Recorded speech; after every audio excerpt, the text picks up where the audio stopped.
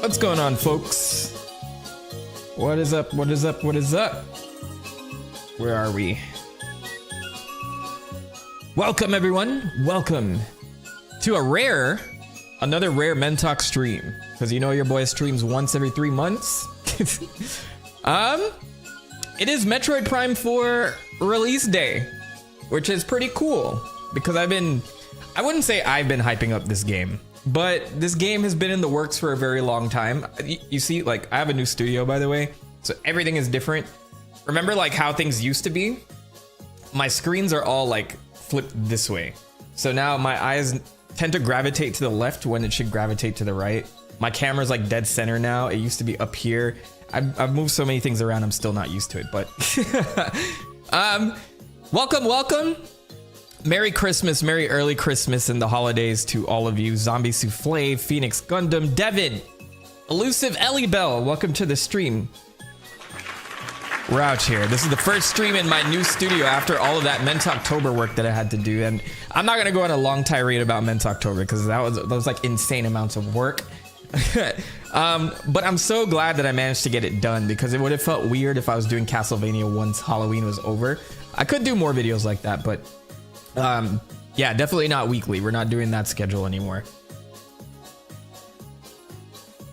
Best of luck on the redecorating. Yes, as you can see, I got some stuff going on back here to my right. Like, there's like things on the shelf that you guys probably can't see, like a bunch of One Piece figurines, collector's cards, other assorted art. I have the Lego Bowser that I made a long time ago if you guys were here for that stream. But to my left is like a ton of Sonic related paintings and things like that. I realized like I was too like Sonic heavy in the background, even though like that's my favorite video game character of all time. But I think like I could have put more Nintendo things up there. So I'm like planning out how that's gonna look. I have a few shelves. I have like a Triforce I bought from Nintendo World like a couple of weeks ago or a couple months ago that I want to put up. So it's gonna be a little bit different than what was behind me before. So I'm hoping to redecorate in a way that's like meaningful. And most of the time I'm like so zoomed in on the camera, you guys don't see it. Anyway, welcome to the stream. As people come in, I'm just letting you guys know what's happening today. I do plan to get into Metroid Prime 4. It is launch day. I've read reviews. I have not gone into the Metroid communities to see how people are responding because I want to make sure that I am as unbiased as possible when it comes to this game. So I know that there were mixed feelings about the direction, but that's all that I know. I'm going in totally blind.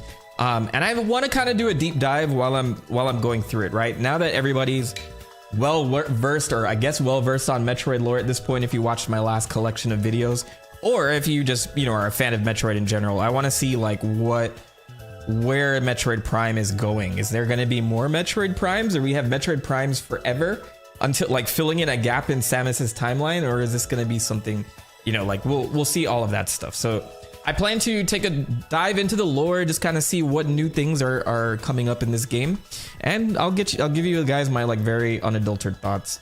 But before that, I do want to take a look at the Game Award nominees coming up next week. So December 4th, let me pull up the site right here. Oh man, all of my stuff is backwards. As I told you before, everything is like super backwards now. Okay. I gotta get my streaming thing here. Yes, there we go. All right, so Game Awards are December 11th.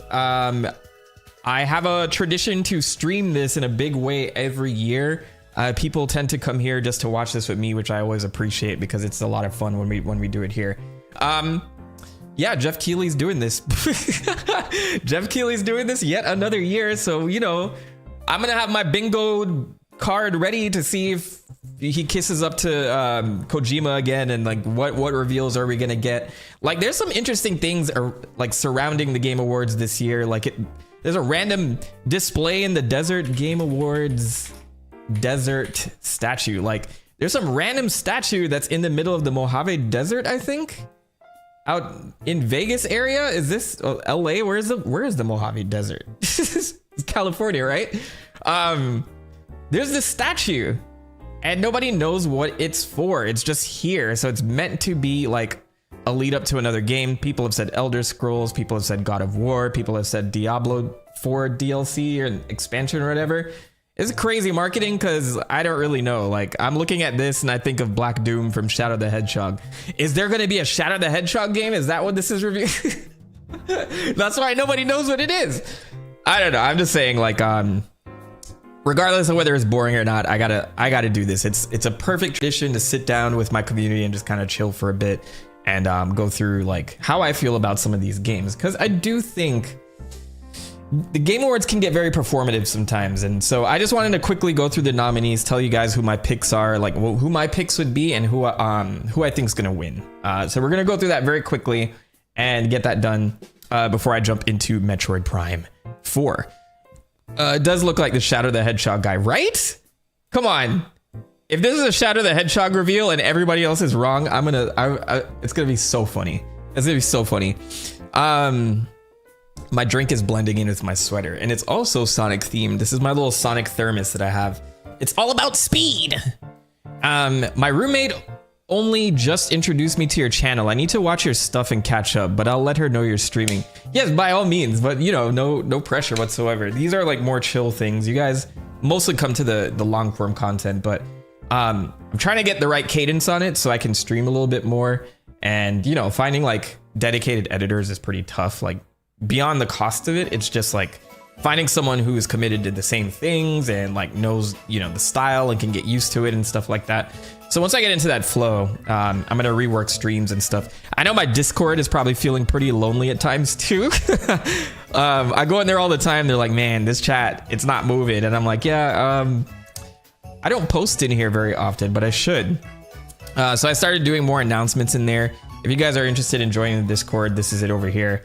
So in this announcement section, I've been doing like more things of like what my plans are and just trying to keep everybody in the loop is like what I'm working on and what I've been doing.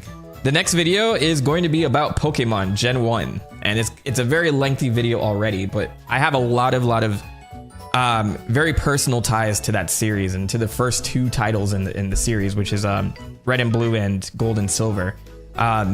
So I'm taking a bit of a different approach with it, but it's like I learned so much just making this video.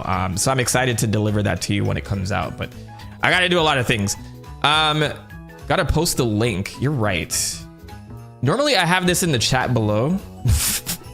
Let me go ahead and throw all of my links in the description below because normally I'm better at that. Social media and Discord is all going to be down there, and of course Patreon if you guys want to become members and all that. I've had quite a few people join in the last month or so, which has been awesome. That's like super humbling to me to see like so many people want to just financially support me that way and invest in the channel. So I'm super thankful for that. Let me get all of my latest links, throw it in the description so you guys have all that, and then I can move on with the Game Award nominations. What's everybody doing for the holidays this year? I feel like it's lower key. Like I see all the Christmas decorations coming out, but I don't know. Maybe I'm just not involved in holiday matters anymore. Like when it comes to like TV and watching all the holiday movies on Hallmark and all that stuff. I want to get that cozy vibe at some point, you know? So I got to step away from the editing. I got to take my editing hat off every so often and just go like out into the colds, because now I'm in a colder region. Let me go ahead and save all those details there. So now if you guys check the description, refresh your page or whatever, you'll see it there. Any links to like all of my social media, Twitter, but yeah, the Discord link is there as well if you guys want to join that. Just Julio, is it Julio? I'm gonna go with Julio. It's just Julio. Live streaming, how often does that happen? It never happens. Never. I don't know. Mentok's fucking up lately. Excuse my language. I've been watching every Christmas rom-com on Netflix. Man, Netflix is the new Hallmark when it comes to that stuff, by the way. They're all there ready and waiting. It's great. I always love those neighborhoods. Like I call them Sandra Bullock neighborhoods, where like Christmas is like, you know, it's like a family that has like a 2-story home and it's just like super decked out, and so is the whole neighborhood, and it like you assume like every neighborhood's like that.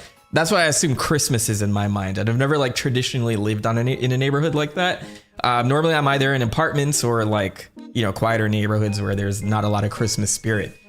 So whenever I see those movies, I'm like, man, for once I just want to like, one day I want to buy a house where everybody's on the same page, you know?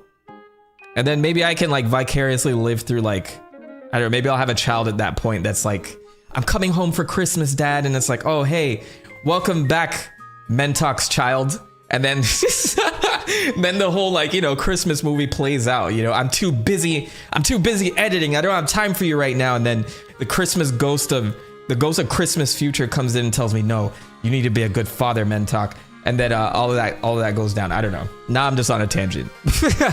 All right, so let me get into. I hope you enjoy the festive video game Christmas music going on. I'm gonna get into the Game Awards real quick before we do anything crazy with Metroid. Sorry if this is like misleading to everybody as far as what the content was gonna be. I changed the thumbnail. It initially had the Game Awards in here, so I won't make this too long. All right, let's go ahead and vote now. I am logged in. What do we got as far as nominees go? I know this year's Game Awards is gonna be a Expedition 33 circle jerk from beginning to end. First off, I will preface by saying I love that game. I really like Expedition 33. It's amazing. It's a fun game. Very different RPG, but very traditional at the same time. I'm a huge fan of RPGs. I'm a huge fan of storytelling. That's, you know, what my whole channel's about. But I also enjoy, like, you know, good original stories and stuff like that. I think Expedition 33 had me like questioning what's gonna happen next all the time. And I am very good at figuring out plot lines. I hate doing this to myself, but I'll watch something and I'll be like, hey, oh my God, I figured out, I know who the killer is. I hate doing that to myself. I try to turn my brain off, but regardless, Expedition 33, definitely worth your time, fair price. Shout out to that studio that worked on that and managed to like get something going. I heard a lot of those folks left Ubisoft and wanted to make their own game. I love hearing that story all the time when it comes to gaming, because I think that's super important, and having creative ideas and being able to be inspired by other things and come together to create like a very, very solid product, and not being scared to have to like throw hundreds of millions of dollars at a project. You know, there's a place for that too, but I think that we're trying to get back to like cutting down costs and development time to make more games, but enjoyable at the same time. There's a fine balance here. Anyway, Expedition 33 does that great, but from the moment I finished playing it, I'm like, this is Game of the Year bait for sure. And I'm right. It's Game of the Year bait and everything else. So with that said, we start with Game of the Year, which is Clair Obscur. I'm just being a jerk. I don't know how to pronounce this properly in French, but Clair Obscur is what people are saying. Expedition 33 by Sandfall Interactive. Death Stranding 2 on the Beach, which this, like, I heard people like this game, but I didn't hear much about it after the fact. So as far as like the ones that people are talking about, I feel like Death Stranding 2 was talked about the least. Donkey Kong Bonanza. If I had to pick two games here, it would be between Expedition 33 and Donkey Kong Bonanza. Bonanza was an amazing game, and I spent so much time playing it. And it's just like, it was such a wholesome story overall. Hades 2 was great too.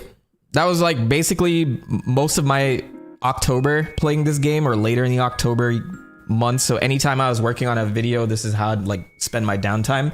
Hollow Knight Silk Song. I think it's more Hollow Knight. It's a great game, but I feel like this is a little bit overrated in my opinion. I think it's just the weight is the reason why it's here. Well-polished game, also a small team. I think it's a team of 3 people, if not a little bit more. Does it deserve Game of the Year? I don't necessarily think so. And then finally, Kingdom Come Deliverance 2. So I'm not going to go into deep detail with every category, but I think this is the most important to talk about. Everyone loves Hollow Knight. I think it's a well-made game. I didn't end up finishing it. Bosses are challenging. I think like Metroidvania style is always good, but not for me. I've never seen gameplay of Expedition 33, but I've heard a lot about it. I love Expedition 33. I think they deserve to win everything. This is the mentality that we don't want in our chat right now. They can't win everything. They can't. All right. So let's go. Like, I'm going to say my game of the year. It's a hard choice between Expedition 33 and Donkey Kong Bonanza. But for me, I mean, I don't know why my vote matters here regardless. It's going to be Expedition 33. That's going to be the game of the year. Hands down, I've never been as confident of a game of the year pick than Expedition 33 as far as like the masses go. But you know what? I'm going to be a Mentok person and throw in a wrench into the situation, and I'm going to vote Donkey Kong Bonanza. Now it's going to be the winner of game of the year. You know, I'm here for the pure chaos. Silk Song is carried by how much of a weight there was for it. I kind of agree with that. I think like even still like the critical acclaim is deserved because it is a good game, but it is carried by that weight a lot. I know I lost some people in the chat because of that. How dare you choose Bonanza? I mean, if I'm being totally honest, it's probably Expedition 33. That's my game of the year, but I think it's tied with Bonanza, so that's why I don't feel bad about. That's why I don't feel bad about voting Bonanza. All right, throw a banana in the wrench. I like that, Brandon. Well said. Best game direction, I will give that to Claire Obscure. I'm not going to change my vote, but just looking at the others, Death Stranding 2 on the beach, I have not played, so I can't speak toward it. Ghost of Yote, I also played a lot of that game last month. Very polished game, honestly. I think combat is much better than the first. Story is decent, very predictable. I don't know if I liked the ending very much. Same for Hades 2. So because Hades 2 was rushed at the end, I wouldn't say it's best game direction. Though I really like this game, probably one of my favorite games this year as well. Split Fiction, it's been a long time since I played it. I didn't even finish it. Also good direction, but I do think It Takes Two is better, so that's the reasoning for my vote here. Expedition 33 for game direction. Yeah, I keep forgetting Death Stranding 2 is a thing. Did anybody play that? Let me know in the chat because I'm very curious too, like how people felt about it. Best narrative for outstanding storytelling and narrative development in a game. I don't know why Silent Hill F is on here.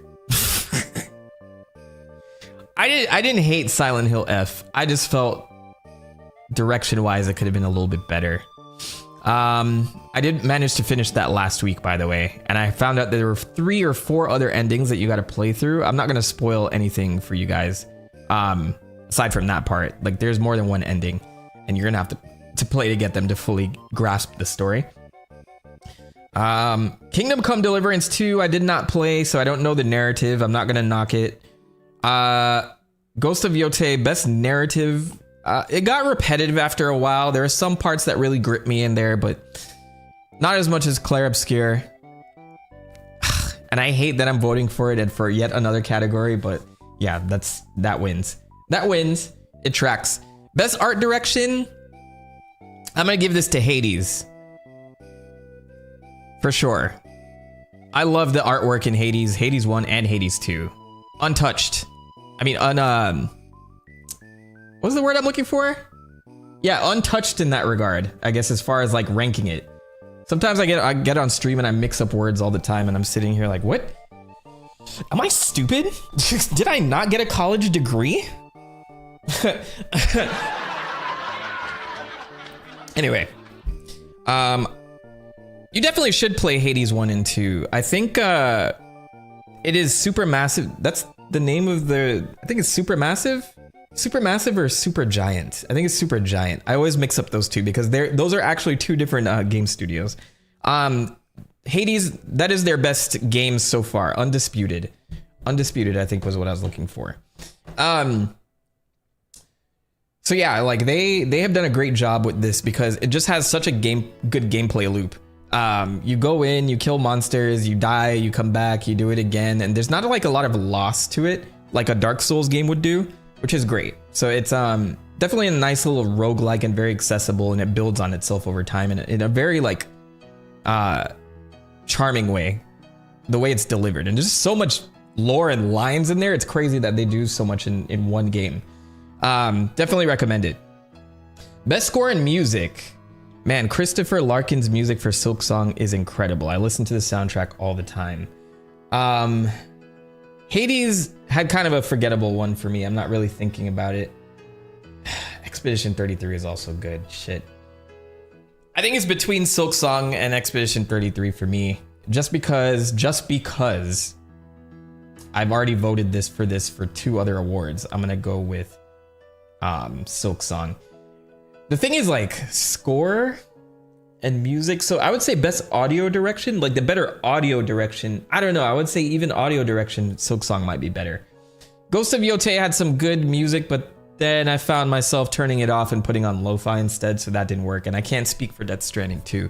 So I'm gonna go with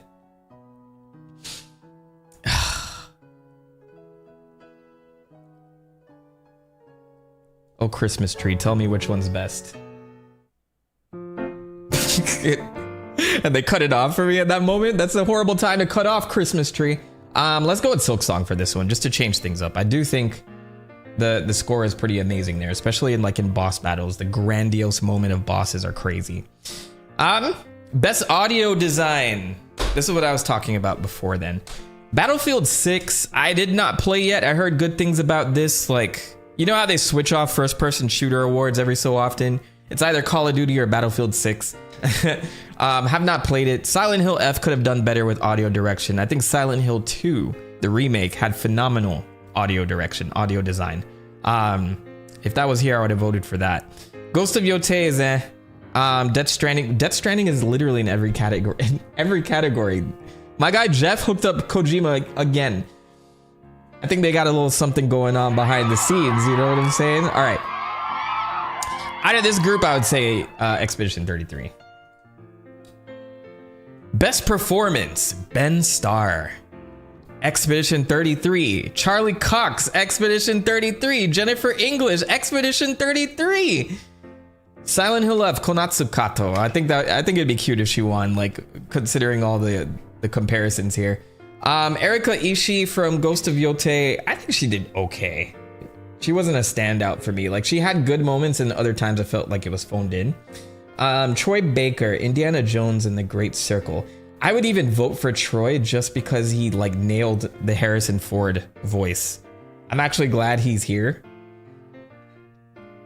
This one I would go Silent Hill F. She did really good. The screaming that this girl could pull off.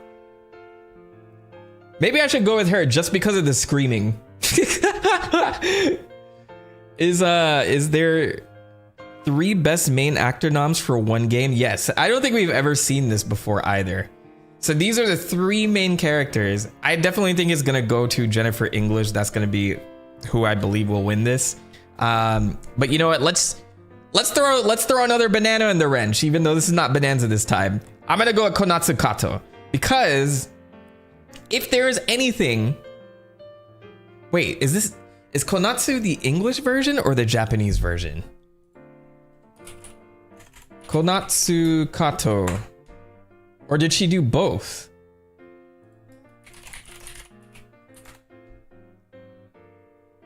She voices the protagonist, Hinako.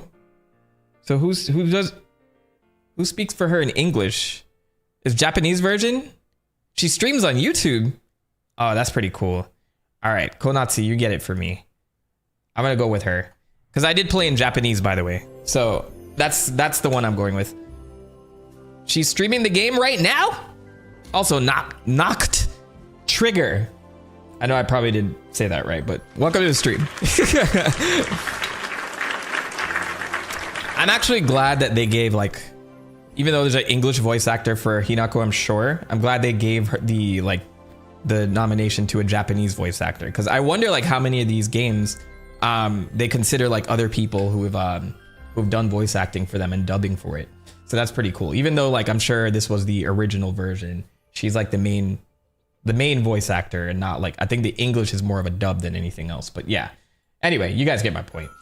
And then we get into categories that I know less about. Innovation and accessibility. I say this every year. I'm very glad that they do this. This is a very important award. I think there's a lot of gamers out there that, you know, don't have the options to do certain things, and there are like developers out there that consider that. So I really think this is a cool award, though I don't know how I rate accessibility.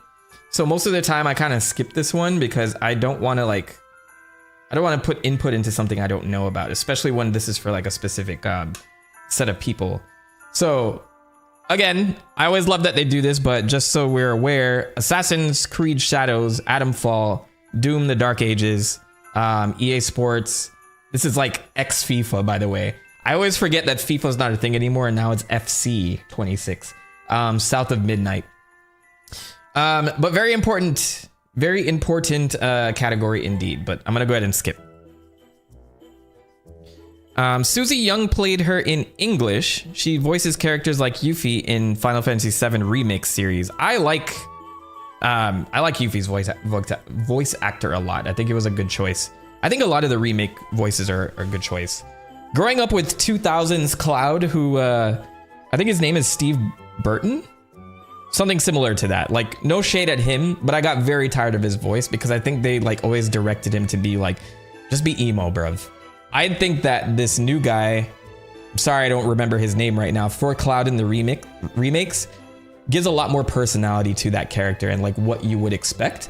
You know, even though they still have like the little sad emo moments like for Cloud, I like Cloud in the remake a lot, which is cool. That's good, and I'm glad they gave him like more direction to work with. All right, games for impact, for a thought-provoking game with a pro-social meaning or message. A lot of these, I haven't played any of these, so I'm gonna go ahead and skip this too. I always wonder how they pick games for impact, like for a thought-provoking game with a pro-social meaning or message. I feel like when they pick these, it's like it has to be a message that's on the nose versus like not. So if you guys played Metaphor ReFantazio last year, I wonder if it would have won this category or if it was put in this category, because I do think it had a great social message overall. And it was like, I'm not even gonna say it was subtle. It was pretty on the nose, but you know, it's subtly baked into a fantasy setting where, you know, if you're not really paying attention, you can't tell. So do they ever consider games like that for this? Maybe not, but these are like more indie games. So like maybe it's good that they do that instead. I'm not like weighing in on this one or the other. I need to play South of Midnight. It seems dope. I have not played it. I think I've heard of this. I probably saw a trailer for it. Didn't know it came out. Never touched it. A lot of these games I need to get back into and just like try some stuff on stream one day. Best ongoing. This one I hate this category a lot because it's the same 5 games every freaking year. Every year, the same 5 games. Ugh, I'm surprised Genshin's not in here. Awarded to a game for outstanding development of ongoing content that evolves the player experience over time. Final Fantasy 14, I was a big player of this game. I fell off after Endwalker. Always wanted to get back into it. I heard the new expansion has been kind of ass and people are getting bored of the game. So, you know, there's that. But my bias is toward this game because I've had like some of my best gaming social moments in this game. But also, like, I think it's a super cool story. And I hate that it has such a huge bar for entry for a lot of people. Fortnite. I like what Fortnite's doing with the platform, man. I know Fortnite is like full of memes these days, but I love that it's become like a thing. It's like a bigger thing than just the gameplay itself. They do really cool things. Jolly Football Zombie, thanks for the sub. I don't know if you're watching right now. If you're not, then I'll say it anyway, just for posterity. Helldivers 2, they came out with a lot of cool content this year.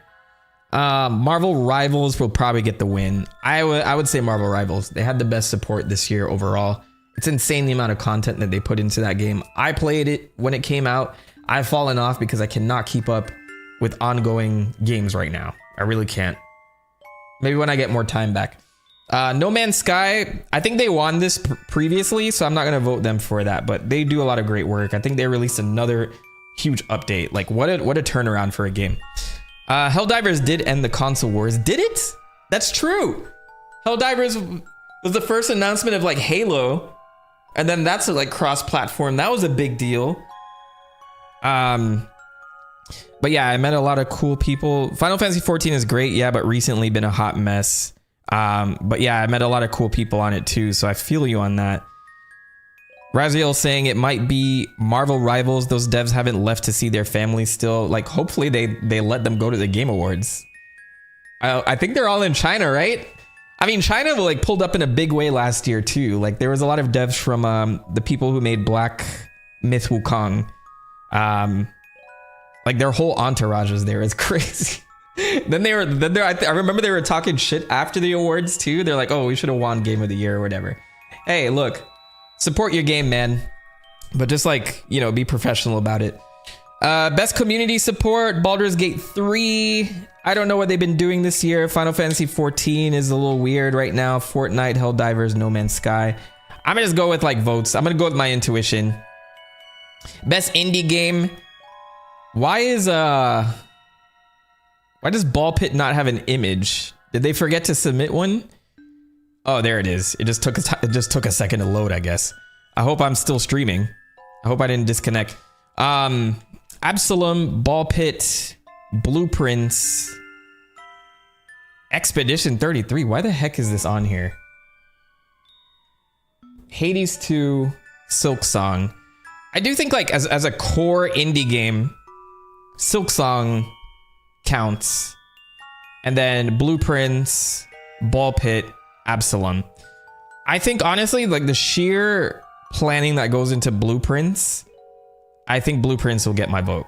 Ball Pit is actually very good. I've been playing more of that lately, but I'm gonna just go with Blueprints. I don't know why Expedition 33 is on there. It better not win. Like give these guys a chance to shine. Right? Best debut indie game. There are 4 nominees because one of them pulled out. Who was that? Somebody pulled out of this category because he felt he didn't deserve it. I think he's like best debut indie game. I think it definitely goes to Dispatch, by the way.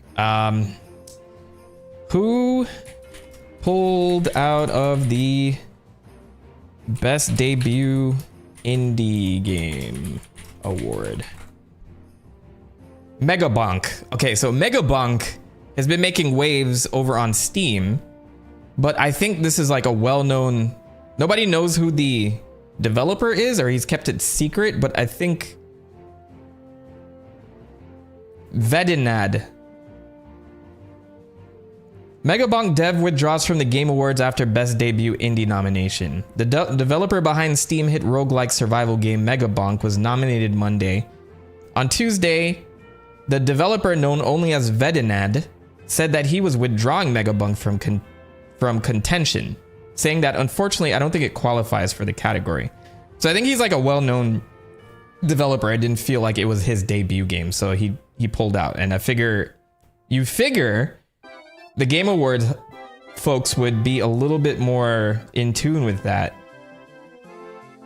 because the nomination is to recognize a development team that hasn't won a Game Award before, published their first game this year, and I think Vampire Survivors definitely won one if he was in charge of that game. I won't go into like the full details of this right now, but yeah. We're grateful for his honesty. As a result, Megabonk will be removed from the category. They should have put somebody else in here then. But I think it goes to, why is this here? I'm definitely going with Dispatch, because I did play Dispatch.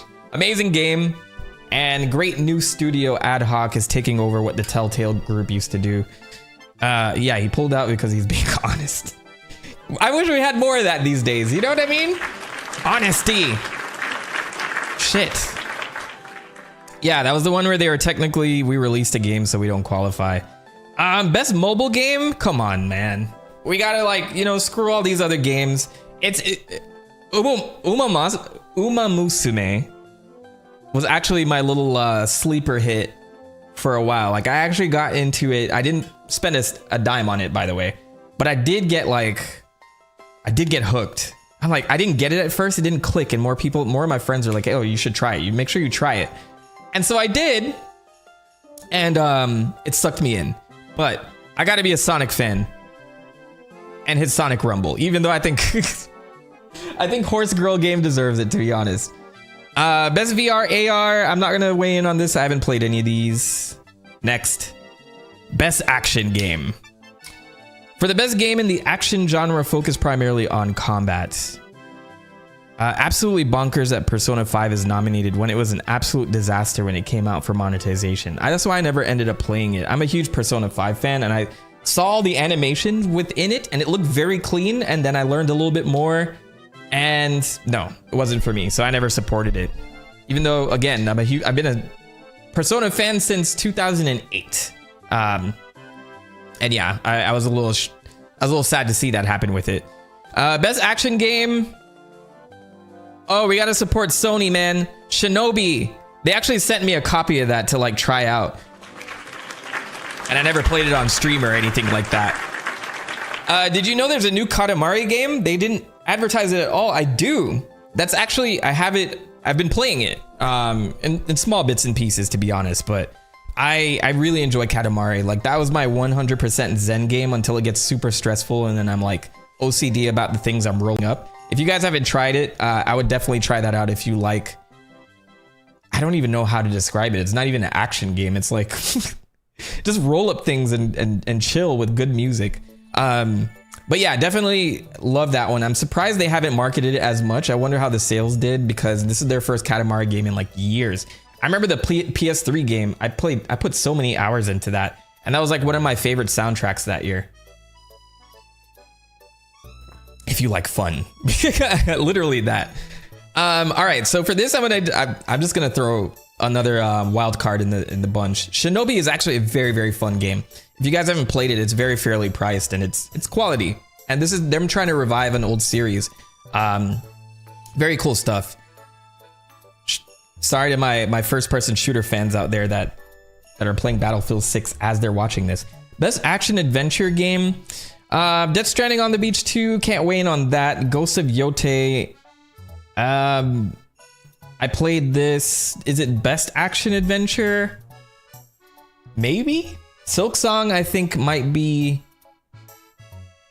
better. Like, this has a better gameplay loop, but Hollow Knight is just like, it's like good. Indiana Jones and the Great Circle was also a great game. I'm gonna go with that, actually. As far as like an action adventure game, I recommend this to people because it's like a first person Uncharted. I don't even know how to describe it. Tomb Raider, like all types of things. I was actually very surprised at how good this title was. And I hope it made bank, because this is man, Dishonored. It's kind of like Dishonored mixed with Uncharted, mixed with a ton of other games. And like, I was very surprised that I was hooked so much on it. It took me back to like the early PS3 games when I first played Uncharted. Like just the mystery and the wonder of the adventure was like really awesome to me. So I might actually select this as best action adventure. Split Fiction is also very good, but again, pales in comparison to It Takes Two. So I'm gonna go with that. Sorry, Hollow Knight fans. Indiana Jones was pretty good to me. It gets it for me. Best RPG, Avowed. I'm surprised Avowed is here, because like this kind of died on arrival after a while. Like, I don't know if a lot of people talk about it anymore. Monster Hunter Wilds, is that even an RPG? Why is this here? Outer Worlds 2 I did not play. Kingdom Come Deliverance 2 I did not play. That leaves Claire Obscure. I'm going with it. We gotta go with it. Best RPG, unfortunately. I think there were better RPGs, like solid RPGs that I wanted to support there, like Trails of the Sky. What happened to that? Why is that not there? They did a remake for that. Yeah, there should have been more, like a couple, like maybe one other JRPG on that list. I think there were like a couple other good RPGs this year. Best fighting, I can't even talk to this category, but I do think out of this group, man, this is a pretty weak lineup, all things considered. It'd be very strange if Capcom Fighting Collection 2 won this. Just a collection of old fighting games. 2XKO is out? Hold on. That came out October 7th. I don't know if people liked this. I'm not basing my opinion on this. I'm just gonna check. It doesn't even have like reviews. Why does it not have reviews? What's happening here? I see IGN gave it 8 out of 10. It's fun, but lacking in many ways. Well, there you go. Riot Games. Stick to Stick to your strengths. No, I'm just kidding. I like when people kind of like break out a little bit, but this didn't get a lot of hype, to be honest. I saw a lot of things on like Twitter about it, but not as much as I thought it could have gotten, like marketing wise. Everyone said MK Legacy Collection was meh. You're better off downloading ROMs for a dozen emulators. Actually, yeah, even good point. 2 of these games, 3 of these games are re-releases. What's going Man, rest in peace to the fighting game community this year. You didn't get anything new. I mean, whatever. People are still chewing on Tekken 8 and Street Fighter 5, I guess. I can't even vote for this. Whatever. All the good stuff is in Capcom Fighting Collection too. It had Power Stone in it, so I'm voting for Power Stone, even though it's not here on the front cover. Shout out to Power Stone.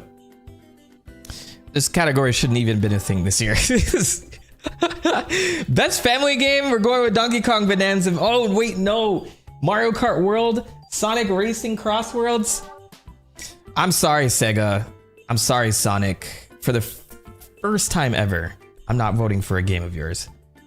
I have to go with Donkey Kong Bonanza because that game moved me. I still have to do a video on it because I want to cover the lore. There's like so much hidden lore about it. Not hidden, but you know, there's like a lot of plaques that you could read throughout the game where you learn a lot about this world and like questions about like what they're trying to do with Donkey Kong overall. It's pretty insane.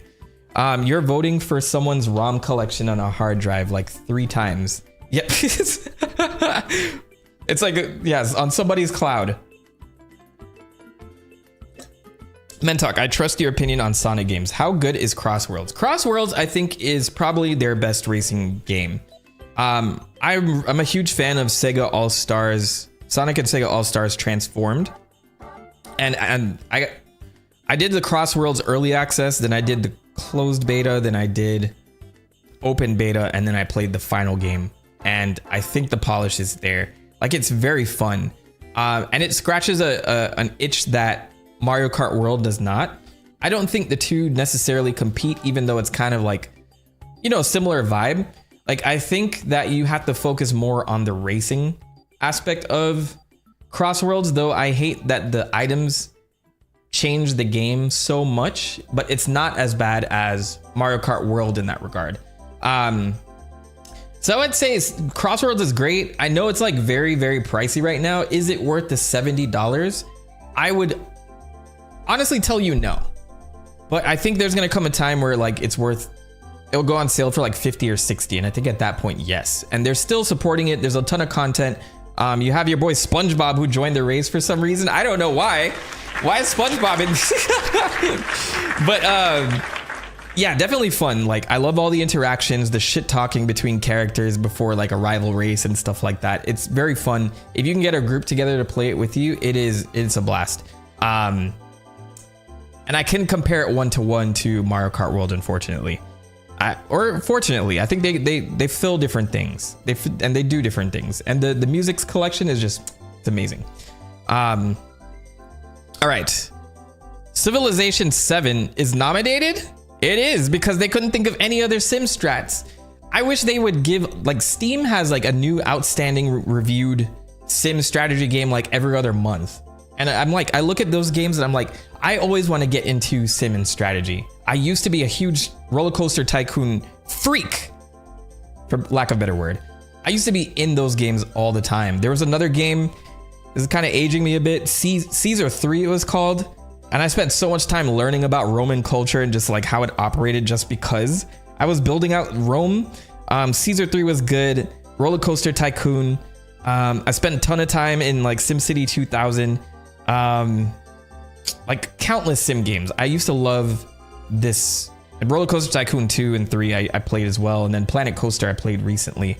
So all that to say, I see a lot of them on Steam, and a lot of them don't get nominated, but people feel like they're much better than a lot of these games that pop up. I heard great things about Jurassic World Evolution 3. I heard they finally got this right.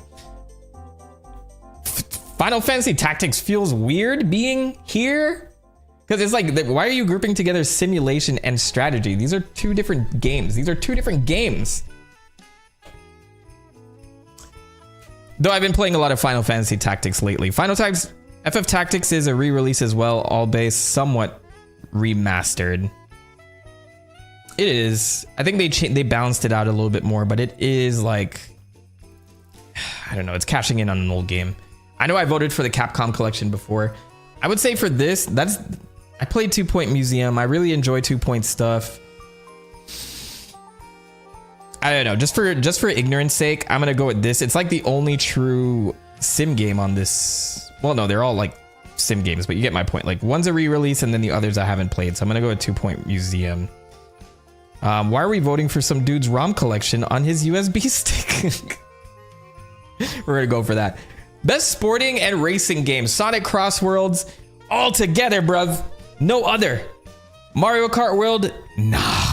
We're going with Sonic Race. I don't know. I'm just like, I'm doing it to support the Sonic community. Personally, I think Mario Kart World's a little bit more polished. Content-wise, Sonic Cross Worlds have a lot going for it, so I'm gonna go and vote for that. Eric, what's going on, man? Been a little while. Flip Flap Man, thanks for joining. I gotta run, but it's nice to see you stream. I hope to do it a little bit more. I say that every stream, but don't mind me. Best multiplayer, I would go with Split Fiction, because the others, like, I heard Elden Ring Night Rain is okay, but it needs like more content overall. I need to play this actually. Peak was fun for a week. Arc Raiders I've heard a lot about, haven't played it yet. Battlefield 6 is, you know, just another Battlefield game. I'm gonna go with Split Fiction. Shout out to Split Fiction and my guy Josef. Best adaptation. Now, okay, so I wanted to talk about this very quickly because I've heard a lot of controversy over this. All of these adaptations were not very good,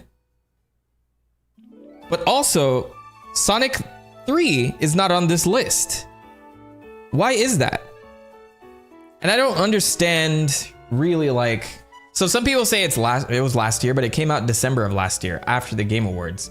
So technically it should be here, and it's got critical acclaim, best fan appeal out of like all 3 movies, and more so than any of these.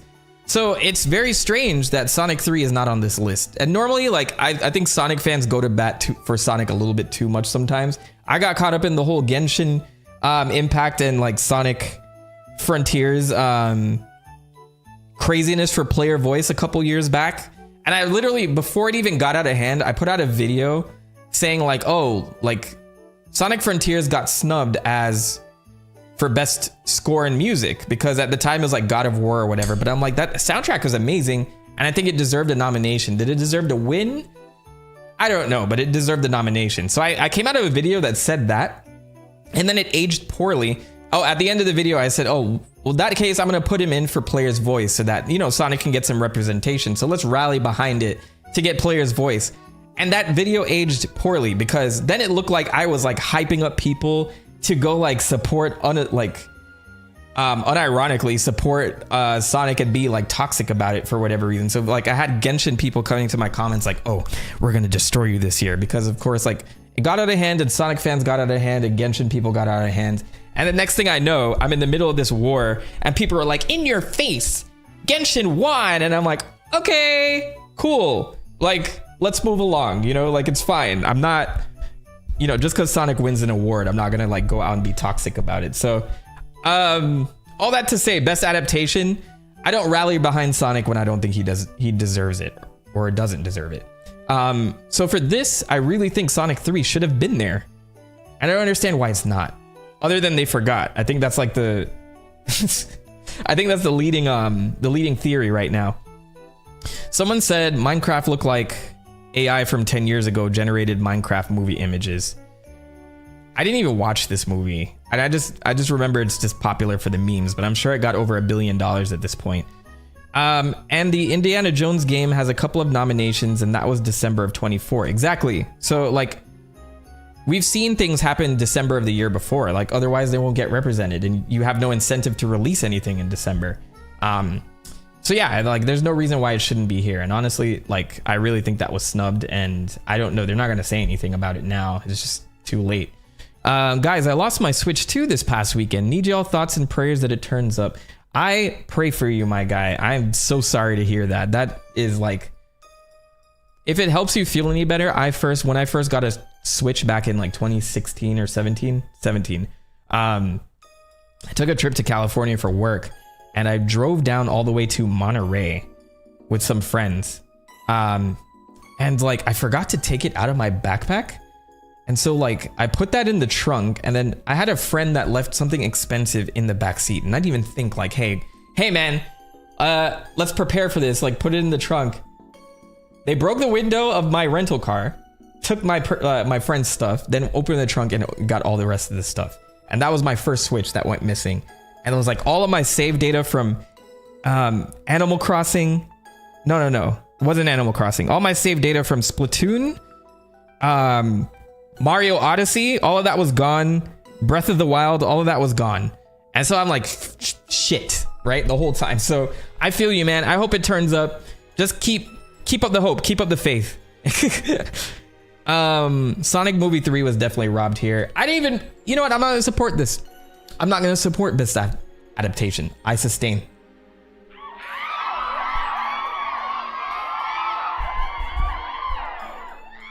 I abstain my vote.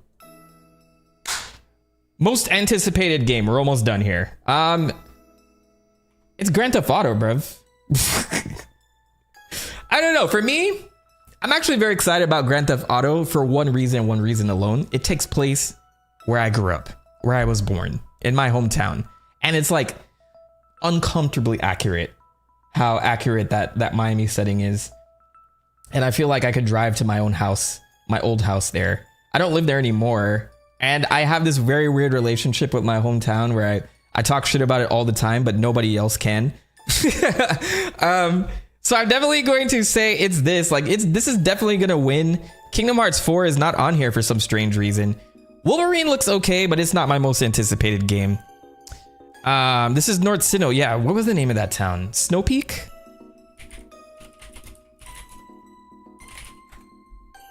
Snow Point. Snow Point City. I get points for having like the same syllables and everything.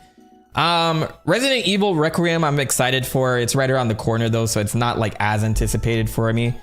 GTA 6 was not supposed to qualify for this category. It should have been out already initially. Yes, you can't just move your date and then say you're anticipated, but you guys know this is gonna win. Witcher 4 I'm excited for, but I want to see gameplay for it before I feel excited about it. I think CD Projekt Red is a great studio. And I love Cyberpunk. I loved all three Witchers. I played Witcher 1 and 2 and binged that like leading up to Witcher 3. And I loved it. I love the writing. I love the voice acting. I played Cyberpunk in like full, I think maybe 2 years ago when everything had was updated and fixed and all that stuff. And I think it's a very good game and the storytelling was great. So I would say Witcher 4 if I saw some type of gameplay for it. So I'm going to go with...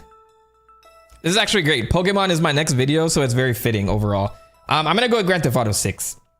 It's clear winner here. Content Creator of the Year. Where am I? Who are these bozos? You know what I mean? How come the TheMentok? No, I'm just kidding. I'm not gonna be like big-headed like that. Maybe one day I'll be here. I need to turn into a VTuber to probably get here. I don't really have a vote for this either. I don't watch enough of their content to make a vote. I'm definitely just write me in. Just write me in, coach. I got snubbed again. Every year we do this and I get snubbed. I'm not voting for it. Best esports, I'm not doing that either because I'm not interested. Valorant is my guess because Valorant seems to win. They like seem to switch between League of Legends and Valorant every year. So, it's gonna be one of those.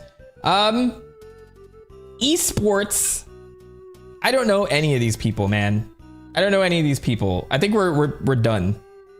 Best esports team. Player's voice. This is important. Okay, so we're at round 2. Round 3, I guess, is this Saturday after this weekend. The content creator of the year situation is crazy, as Moist Critical would say. Player's voice. Sonic got eliminated first thing, so I don't have to deal with that drama anymore. Genshin Impact. Bro, I cannot stand Genshin Impact in Player's voice. And it's for this one reason. They give free shit away whenever they win. So they get you to vote and then they give you free shit. So no. Damn, I hoped Mentok would watch Street Fighter. What? Like as a content creator?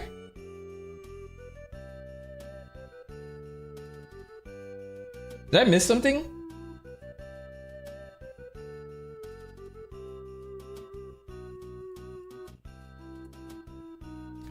I have a bit of a lag on the chat, so maybe like maybe overall I'm just missing what you're referring to. So yeah, they give away free shit. So I'm not gonna go with Genshin Impact. Ellie Bell, thanks for joining. Enjoy your dinner.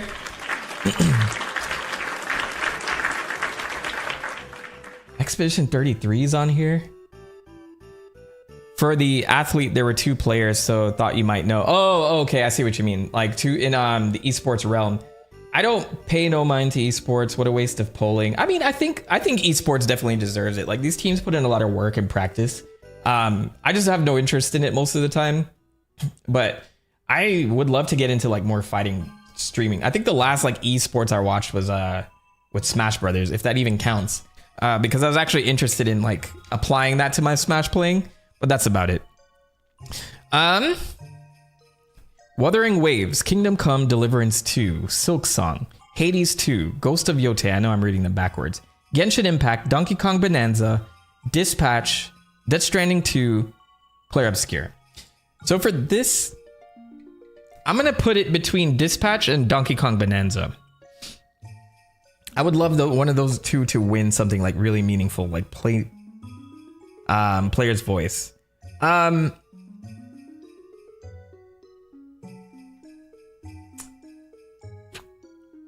Favorite game of the year for fan voted awards. My heart gets warm every time I look at this picture of Donkey Kong Bonanza, so I'm gonna go with that. Donkey Kong Bonanza for me. Oh, I got more votes? Hold on. Change my picks. Votes cast for this round, 1 out of 5. So I'll vote Dispatch as well. Cool. Okay, I can put in 5. For me, it'd be these 2, Hades, Silk Song, and just because, Deliverance 2, because I've heard good things about this, but I need to beat the first game. Every time I get into it, I'm like, oh, okay, I gotta get through all of this. It's a lot. But I do want to get to this eventually. Submit! I would love a Mentok style Street Fighter series retrospective. At some point, I will do that. Basically, nothing is off the table for my channel. I just have games that are higher priority than others, but I would love to do... Jose Rodriguez, thanks for the sub. Thank you. I don't know if you're in the chat, but whatever. I would love to do a Street Fighter retrospective. I think like each series takes a certain amount of care. And like there's so many Street Fighter games, and like, do I talk about the plot? Do I split it up? Do I talk about the fighting mechanics? I know nothing about fighting mechanics. Maybe I can learn at the same time. As you guys know, like a lot of the content I do, I'm learning at the same time. So that's the cool part about it. It just takes a lot more time. And I will do it at some point.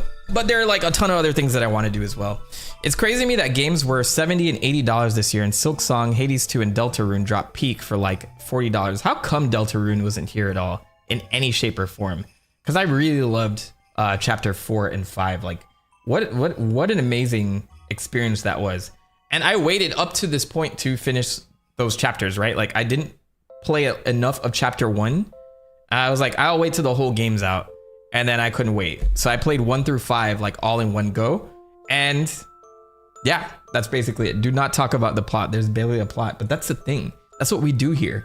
We go into the details. We go into these gritty details, man. Could talk about your history with the series, favorite characters, games, etc. Yeah, I was a huge Street Fighter 2 player. And then when 4 came out, I was heavy into 4 and I really wanted to get good and I sucked. Like, I'm terrible at fighting games. As much as... So I only played casually. I could never play competitively. I could never sit there and learn techs. I know this, it's a standard story. Like a lot of people don't do it. But I've always been interested in the fighting game scene. And so between that and Tekken, I've always been interested in those. I think folks are doing exactly what you mentioned, trying to wait until all the chapters drop. I couldn't wait either, so felt... you couldn't wait either though, right? So like basically... I couldn't wait because like there were so many spoilers on Twitter as well. Like I hate that shit too. where people are posting, oh, look what's going on with this character. And I got so spoiled. And I'm like, look, if I'm going to be out of the loop here, but also I am a content creator and I should be like well versed in these things. So if I'm like behind on a lot of stuff, I don't know, I get a lot of that FOMO sometimes too. Me as a private citizen, I feel like I could wait for a lot of these things, but then I'm like, but TheMentok, what does he need to know right now? So there's that. Okay, I have spoken way too much about Game Awards today, but definitely gonna be streaming it next week. If you guys like my streams, definitely join. We'll get some eggnog. We'll get a little bit of, you know, maybe some rum on the side. I don't know. Who knows? Who knows what's gonna happen? But yeah, join me next week. I'll definitely be streaming it. We'll get a bingo card ready. I've never got a proper bingo for anything on this channel yet, and I've done a lot of the bingo cards so far. So we shall see what happens. But I'm very interested to see Claire Obscure not take 100% of this, as much as it deserves it. Isn't there a movie coming out too? Could be some synergy. Is there a Street Fighter? Oh yeah, there is a Street. Oh, but I was looking at the cast. It's like basically WWE slop. Like 50 Cent as, I mean, like 50 Cent's all right. He's been in a lot of the film industry stuff, but 50 Cent is Balrog and all this other stuff. Like who? I know John Cena is in it or something. Jason Momoa is Blanca. Like, who are these people? This is Ken. This is our Ken. Oh, he's 29. I mean, maybe he might be good. What has he done before? He hasn't done much. I don't know any of these. All right, breakout star. So they're filming this now.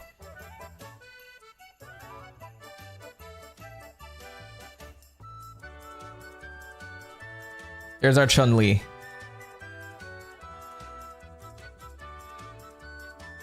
I can see it. I can see it. Anyway, all right, let me kick this off. Otherwise, we're never playing Metroid at this point. I love how they made a movie based on the game and then made a game based on the movie. That one's a classic, though. That's like when them trying to capture the essence of Mortal Kombat. It was like a nice ripoff. I saw that arcade cabinet at a barcade recently when I was in New York, just visiting the other day. Okay. Game Awards time is over. I hope you guys are enjoying the stream so far. Welcome to everyone. It's Metroid Prime 4 time. I think I need to like get hype real quick and then we'll start. As I prep, I'm gonna push the button. If you guys have not been here before, I got two different buttons, but I'm gonna press the button that I normally press to get everybody hype. And I always catch someone off guard every single time. So we're gonna do it. Oh yeah, you like the ugly sweater? It's holiday times, baby. We're doing it right. All right. Be right back. Enjoy your intermission.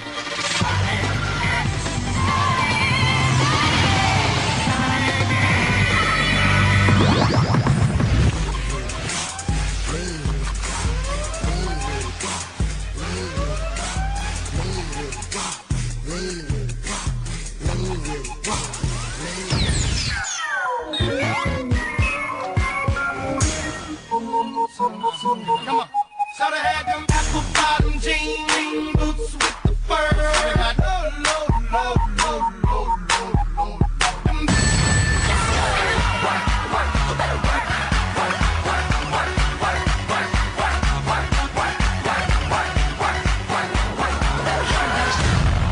Let's get it on. Let's get it on.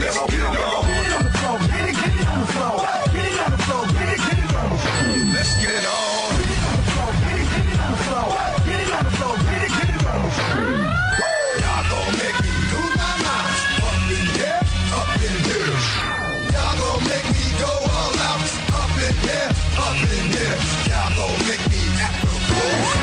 Yes, sir. Thank you, Sonic, for that beautiful introduction. We are ready for Metroid Prime, and hopefully my capture card is working correctly.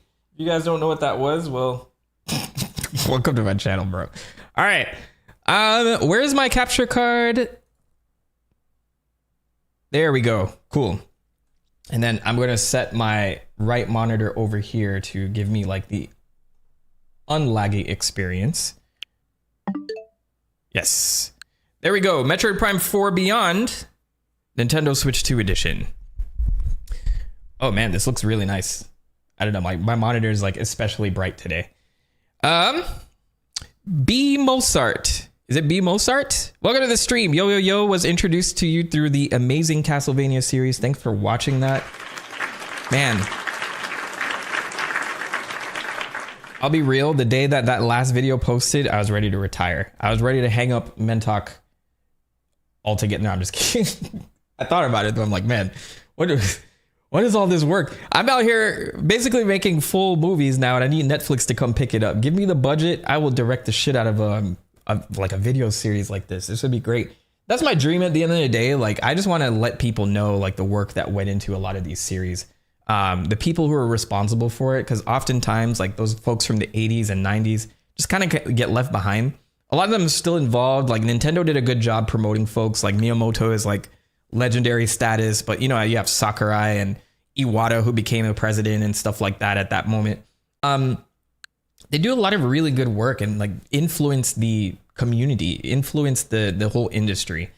Their stories deserve to be told. So that's like kind of like me sharing games that I've played and I like, but also I love to share that with people because oftentimes, like, unless you're a huge director like that, your story gets unnoticed and people don't know about it. So I hope to one day really have like the resources where I can go out and go like interview some of these folks because they're getting older now, you know, like I don't want to get to like, oh, you know, I wonder what this person was thinking, but unfortunately they died last year, you know, like I want to be like relevant to the point where I can actually like ask questions directly and stuff. So maybe we'll see at some point. But yes.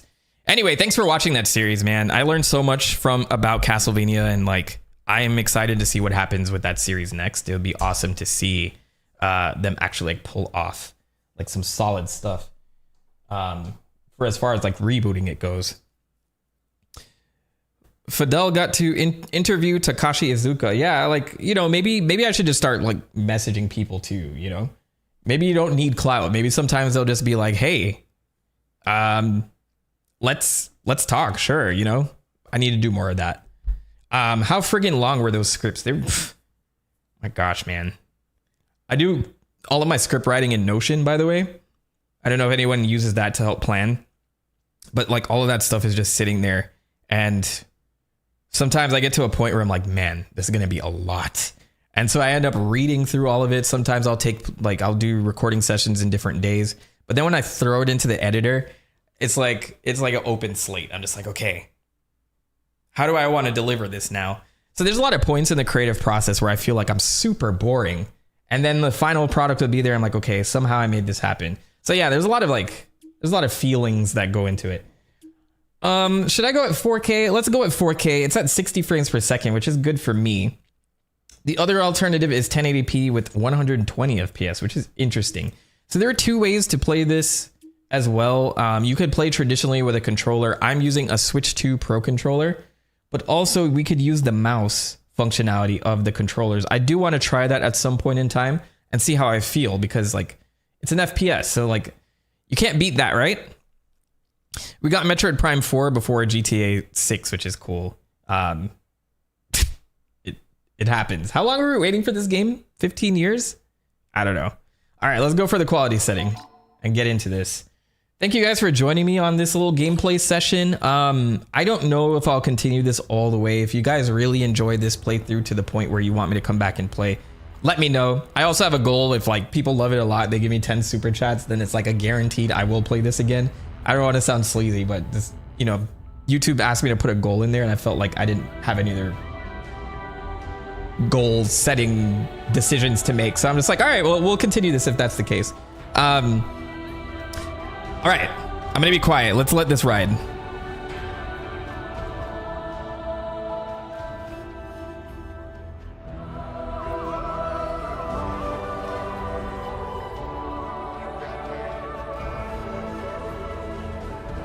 Metroid Prime 4 Beyond. We're back. I wonder if my capture card is making that noise. I have to see if it's like crumbling. If not, if it is, I'm gonna have to like restart my capture card just in case. Elgato has like very weird capture. Like I bought a brand new one and it's not as good as the old one as I've had. So like their tech is obviously degrading these days. But I needed a 4K capture card. Set control type. Controls can be fully customized from in-game settings screen. We have the dual stick fusion. So you use L and R for movement and camera controls. Use motion controls for fine-tuning aiming. Oh, that's motion controls. Switch to mouse aiming by placing down the Joy-Con. So this is the one that we plan to do. Use L for movement, use motion or mouse for aiming and camera. Okay, this is the one that we probably would want eventually. I'm gonna see if there's a pro controller option.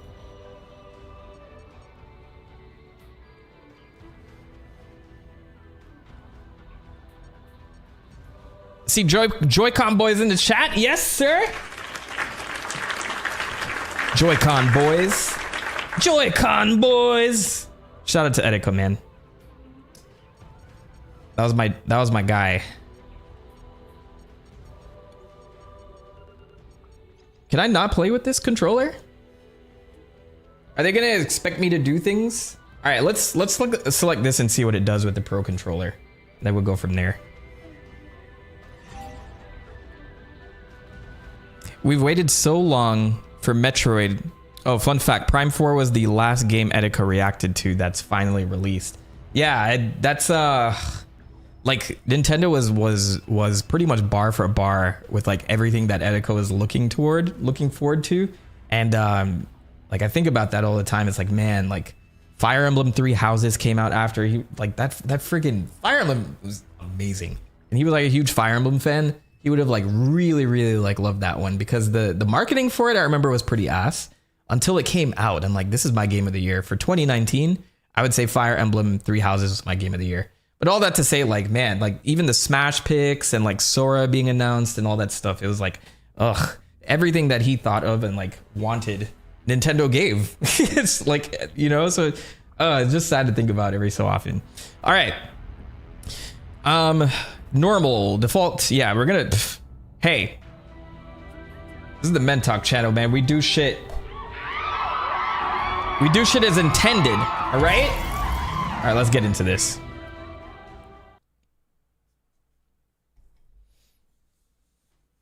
I was Golden Deer all the way, by the way. That was my first playthrough. That would have been every decision I made, bro. My guy, do I want to call him Claude? Is that his name? It is Cosmic Year 20X9, determined to defeat Samus and to get Sylux and his army. Didn't even wait for me. It is believed the space pirates are being controlled by Metroids that have the ability to fuse with other life forms and control their minds. Now, on planet Tanamar, in the Desolate system, another Federation research facility is being attacked. Galactic Federation HQ received their distress call and dispatched Samus, who was on a reconnaissance mission nearby. She's always on recon.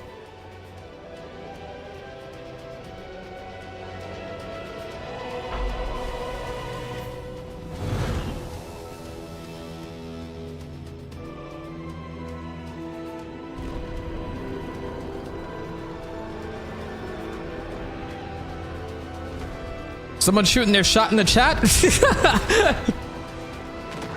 Hold on, I'm gonna wait for this to finish.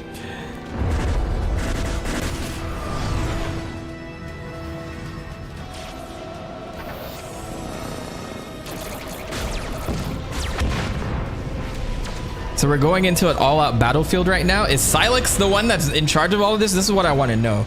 So as you guys know, Sylux is he was introduced in Metroid Prime Hunters. And he was like a fellow bounty hunter. A fellow bounty hunter of Samus, and they were in competition over like some signal that they received. Either way, by the end, he's not very friendly with Samus, and then he's finally revealed at the end of Metroid Prime 3 to be stalking her. And then at the end of Prime Federation Force, he steals a Metroid from the Federation. And I guess this is where it's picking up now. So like a lot of little lore details over time that culminate to this moment. Oh my God. Samus looks clean, bruv. I'm not gonna lie. Woo, woo, woo.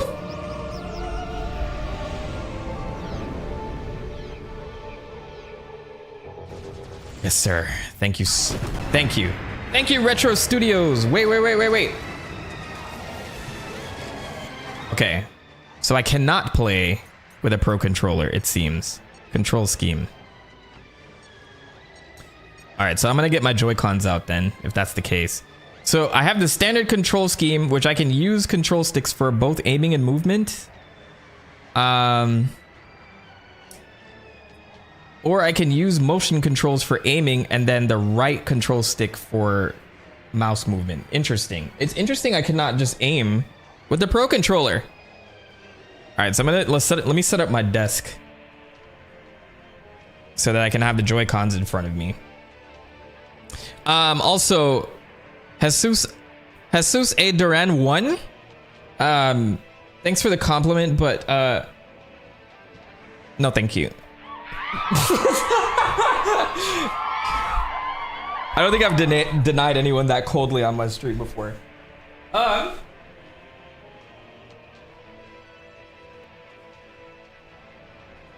Okay, let's do this. Let's get this. Also, I'm a straight male, man. Come on. Okay.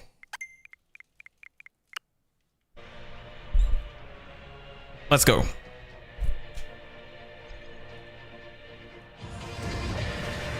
Let's try this out. How do I... Okay, so this is the pointer system. What am I pointing at? I gotta calibrate this and everything.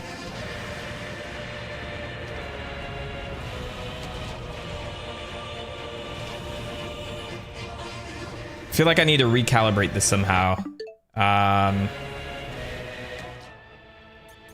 Let's go with, so pointer fusion. Okay, so I'm gonna use the mouse functionality. Let's try this.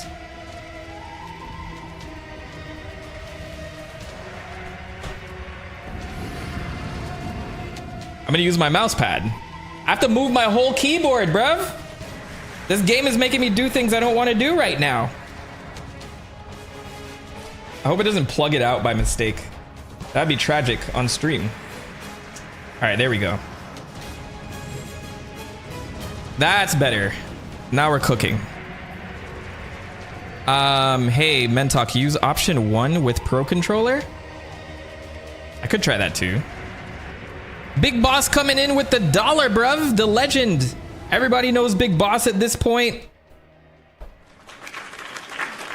My dog. How come?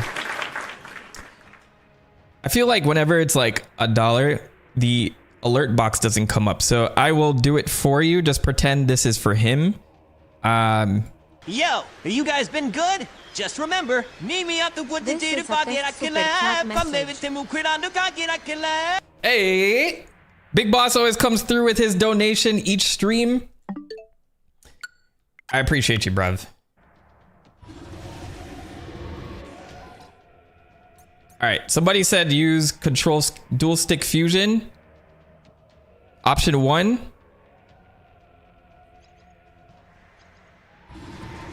Oh, okay, yeah, you are correct. I was wrong, and you are right. Okay, I'll use the mouse a little bit later. So we're gonna play like this for a little while. As you guys can see, I'm using the right stick to aim and this to move around. Thank you. I think they could have done a little bit better setting that up for me, but all right. We're in an active war zone.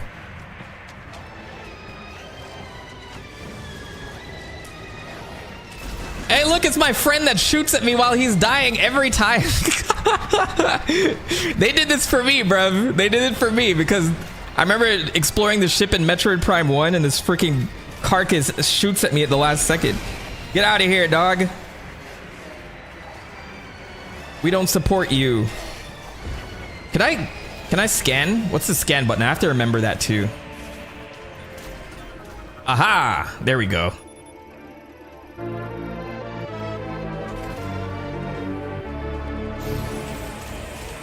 Thank you to Jedi Kurto 001. I don't know if you're in the stream, but thank you for that. Thanks for the sub. I couldn't even read the scan because I got so distracted. What are these pirates looking for? They came out of nowhere.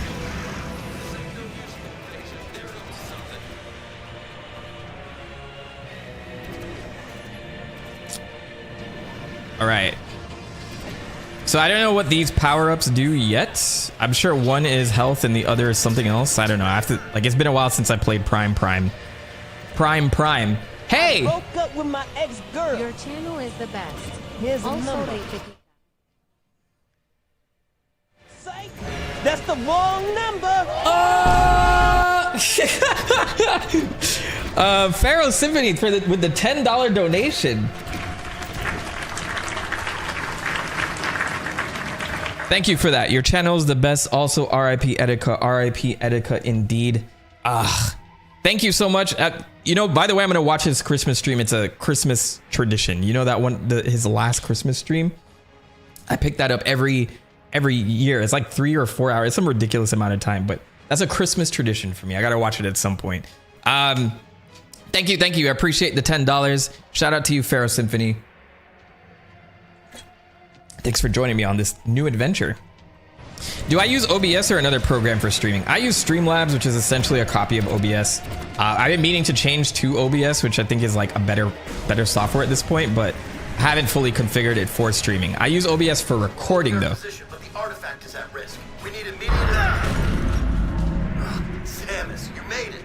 Command needs you to secure a sensitive artifact. Uploading coordinates now.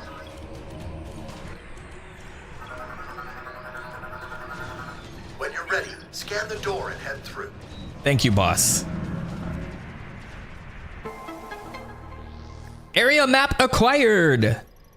Map data has now been downloaded. How can I check my records, by the way? I wanted to read up on like the people I scanned. Is that even an option? Okay, so we're heading to secure an artifact that's over here. I love Metroid, but F Switch 2, man. Is it you don't like the system? Is it too much? Do you think it's not supported well enough? Curious to why you don't like it. Can you believe folks are saying this game looks like a PS3 game? No, it does not. I'm looking at this on a very clean monitor. It looks nice. It looks nice. Is it the peak graphics of anything ever? No, but I don't expect that. Shayla V, I like that name. Andy Emmerich, thanks for the sub. Shayla V saying, oh, hey, I was just watching the only Metroid video you need and saw this in the sidebar. What a coincidence. Did you finish? Are you all caught up? Wait, the camera's here. Are you all caught up? Thanks for joining. I was hoping it was like good timing, right? I did those videos some time ago and like just seeing them all together, I'm like, oh, like I should have put these together a long ass time ago. What, am I being stupid? What's going on? Oh, let me scan this. Scan. What's the scan button? There it is. Okay. Don't worry, guys. I'll get the hang of this. Security ID registration complete. Bounty Hunter Samus Aran. Full access to Federation base facilities granted. Go get him, Samus. Thanks, girlfriend trooper. I'm pretty sure that's what the GF stands for. Oh my god, you killed him! Could I have saved that guy? All right, we're just gonna go in blasting. I'm fine. I know there's like a dodge button. Maybe I get that later.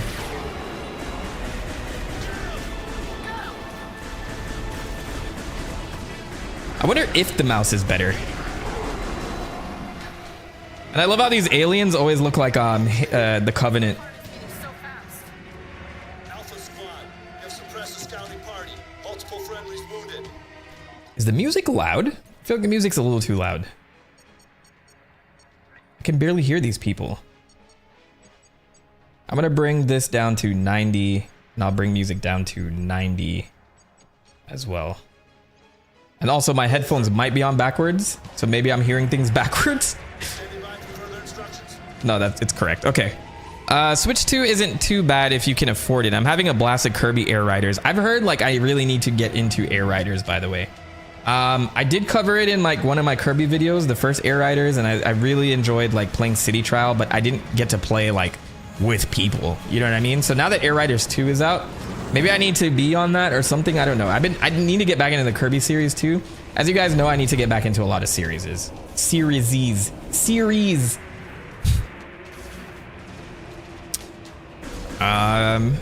been so much outrage bait surrounding this game, so I'm glad I caught you playing it. Yeah, so I didn't want to subscribe to any opinions just yet.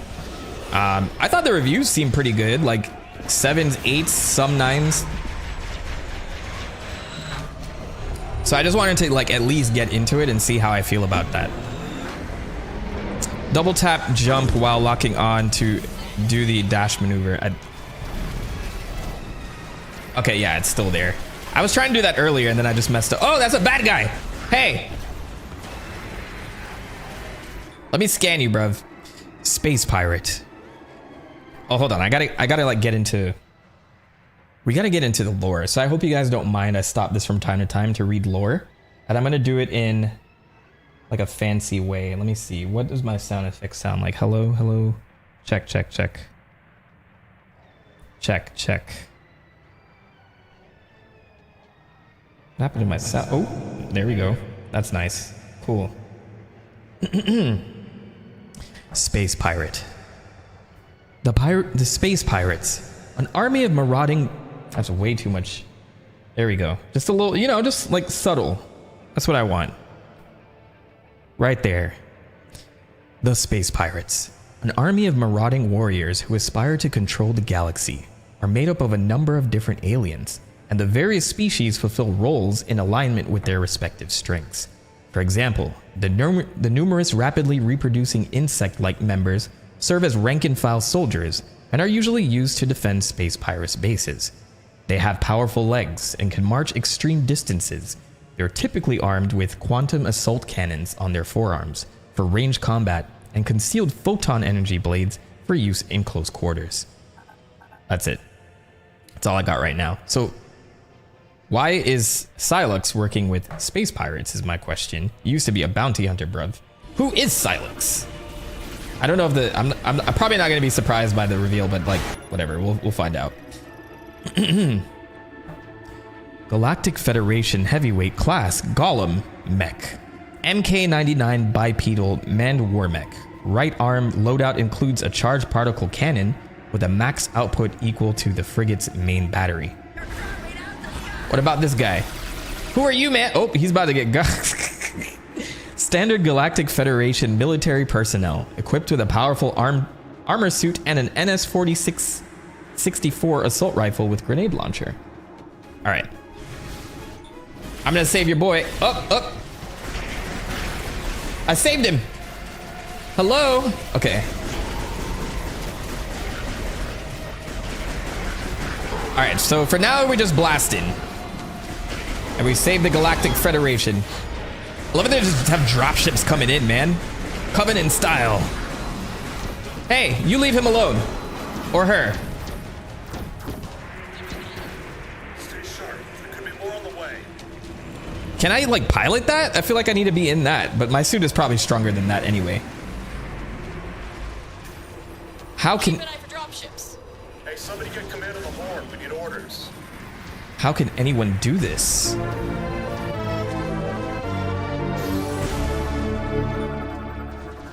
I have to get used to scanning again because I'm not doing it right. This was a powered armored suit that has been penetrated in numerous places. No life signs detected. My gosh. How much do you want to bet most newbies to this series will just play 4 and then be mad confused? That's why I put the video out, man. Gotta get caught up. I'm so hyped when people playing the game actually read the lore. I've seen way too many streamers skip all lore entries and then complain at the end they don't understand what's going on. That's basically what I'm doing. You gotta read everything, especially in these games in particular. I think it's easier to kind of get a grasp of what's going on in like normal 2D Metroid games. Metroid Prime, bro, if you really want to know what's happening, you gotta read the stuff.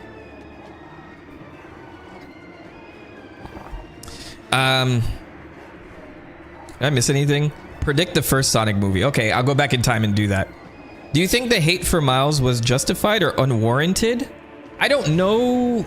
I've seen him in a trailer. I have to see the extent of it.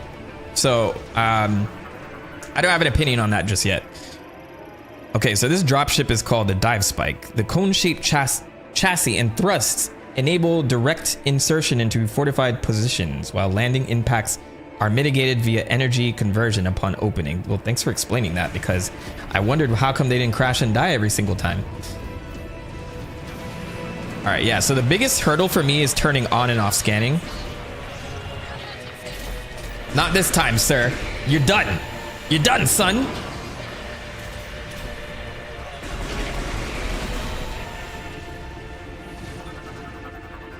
All right, so just press X and then scan. That's what I'm getting used to that gameplay loop now. This is called a Hellfire. Light combat and transport fighters for deploying dive spikes. Hull torn apart due to an impact caused by Federation forces. If I really wanted to go the extra mile, I would like do the voice changer to like give Samus my voice, or give you guys a Samus voice, but I'm not gonna do that. Duct cover grill cracked due to heavy impact. Any further damage will destroy it. Boom!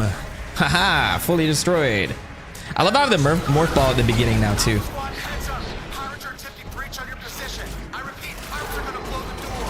There we go.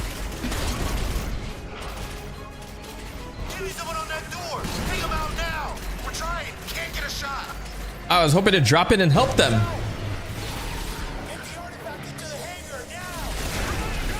Energy tank already? So I got my first energy tank. Cool. Samus, what are you doing? Help these people. Oh, I'm going to. Okay, here we go. Haha, it's me, Samus. Brah.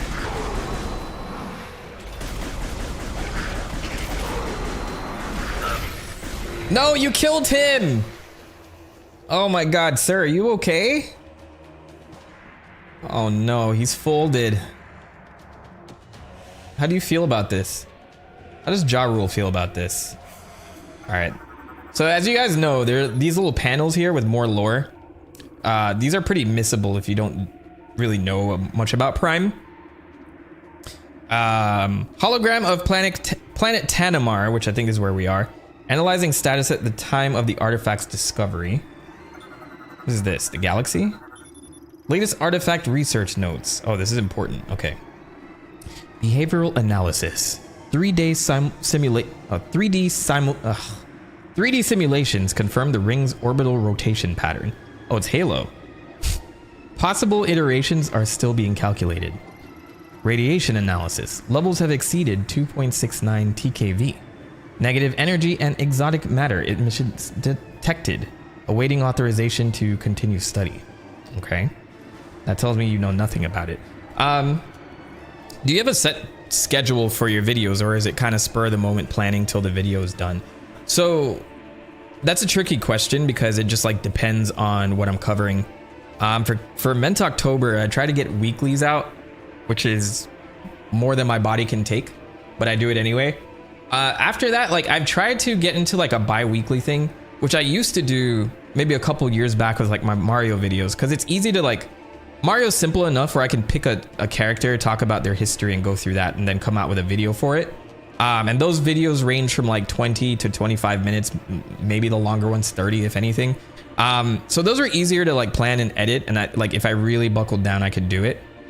But as like, I don't know, as more videos come out, they're getting longer and longer, and I want to like say more things and cover more things. So most of the time I'll have a video per month. I'm trying to up the output on that, and like once I have like a full-time editor, I can do that and we can trade off videos, so you'll probably see something bi-weekly. Right now I'm a little bit late because I'm covering a monster right now, which is aka Pokemon, and there's a lot going on in this that I really want to cover in earnest. So my goal is to get it out before the year finishes. Now streams take away from the editing time, which is why like I have to plan it out that way. So it's kind of, yeah, to answer your question, it's both. So I can set a schedule for, like I set a schedule to do bi-weekly, and if it's past that, then, you know, I try to get it in for the month, but I never try to stay away from the channel for more than a month's time. I don't think I've had a gap between videos that long ever. So if you guys are wondering how that works in my head.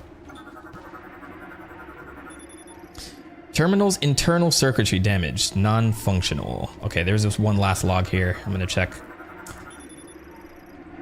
Hologram of the Desolin system. Artifact detection location marked. I wonder what this artifact is. What does it do for us? What does it do to the universe? Oh, look, it's this is the analyzer for it. Identifies and classifies unknown materials. Uses both radiation measurement and microfocus X-ray scans. So I guess they removed it from this location. This is a terminal, a quantum computer. Because we have that. We also have brain computers in this game too, if you guys are curious about that. There's artificial AI brain terminal things that actually like do the thinking for people. It's gross. This is a system terminal that manages data gathering. I won't read every single one, but I'm gonna scan everything and just like pick out the important bits. Otherwise, I'll be sitting here reading all day. Does this have a record in it? This is a confirmation monitor. Shows live camera and sensor feeds from several tactically critical areas throughout the facility. Used for assessing combat situations. Like, oh, you mean like right now? Where we're under attack? All right, let's go. I gotta scan this too. Okay, open up. I don't think I could ever go for weekly videos. I can barely plan weekly streams, much less videos. Yeah, so you kind of understand how that goes. Weeklies are hard unless you're covering like daily events or current events. Then you have to like put out videos every day. So since I'm not that type of channel, I have more leeway. Use the lock-on ability on the central sensor to reveal 4 free aim center targets. Shooting the free aim. Oh, I remember these. All right, let's go. This is probably where I might end up using motion controls here. I don't know.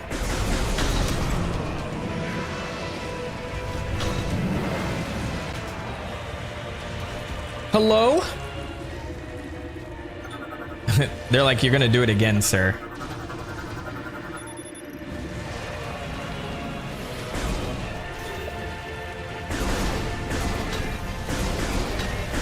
Yeah, like gyroscope controls are much faster in this case, but maybe like for shooting enemies, I won't need it as much.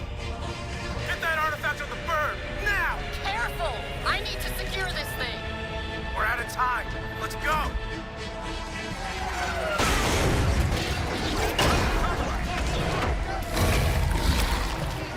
Look, it's Protect the artifact! Get down! it's from Mass Effect. Yes. A Krogan? Is that what they're called?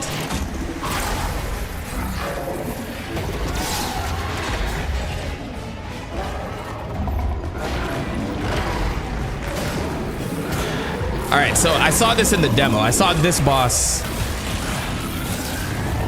in the demo,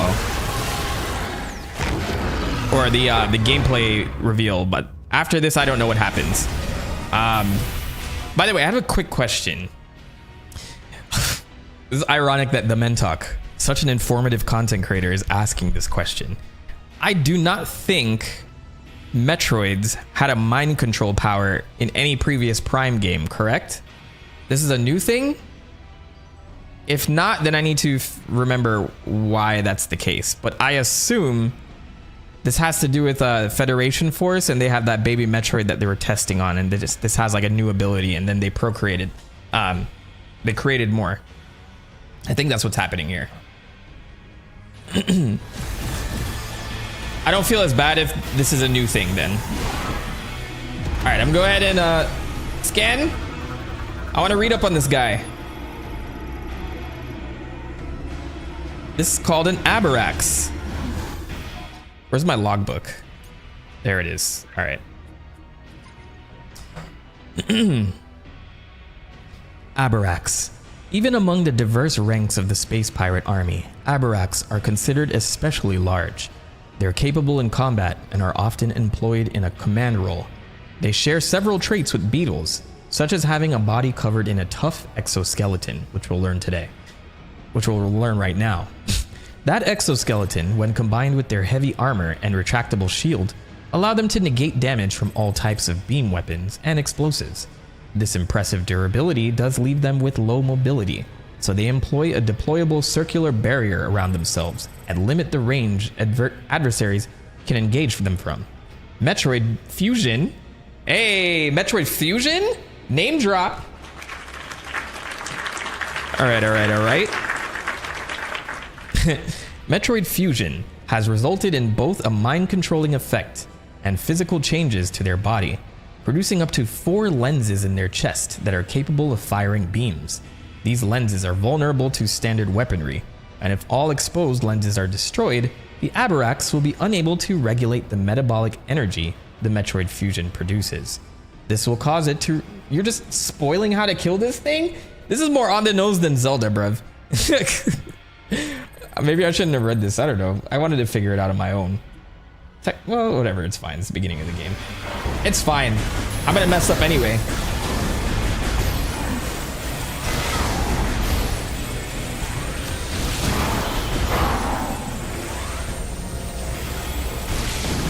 Come on. Get vulnerable. There we go. I remember whoever was doing the demo sucked at this boss, but we'll see. We'll see how I fare. Oh shit. He has a little... Come on. I should just missile it, right? Yeah, that's better.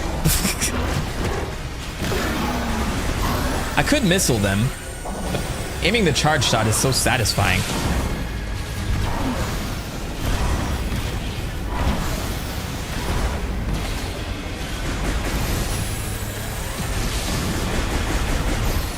All right, we're locking in. We're locking in. Come on. Come on.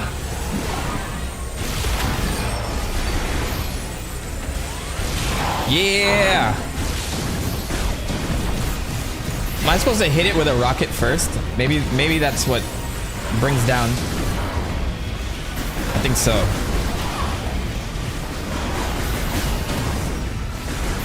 There we go. The explosion's beside me. I'm like screwing up on that one. Oh no! I think I have to jump over that?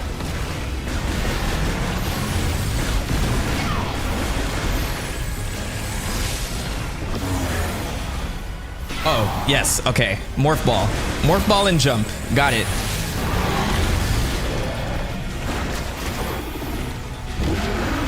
I gotta prove myself to the stream, guys.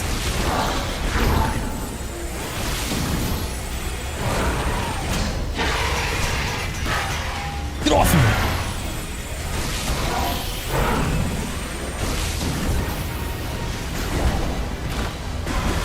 Sometimes I feel like the aim is a little bit off on my missiles.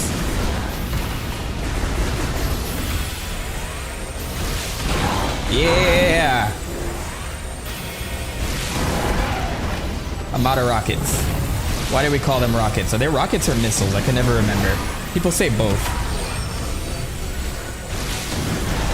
All right. Show me your guts. Get in them guts.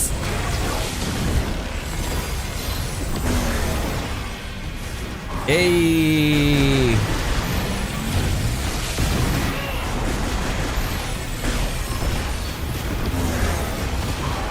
All right. We're in the motions. Is he down? He's down.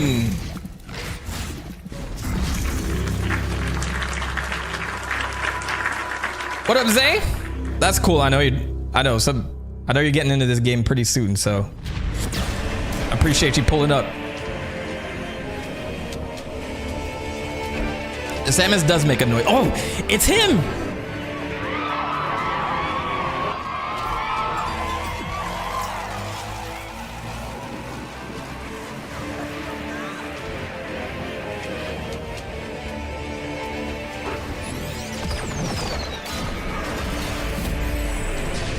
Hey, Samus with the swag, brother. You already lost. This is the artifact they've been talking about. So this is the thing that's going to give us the gravity powers, yes?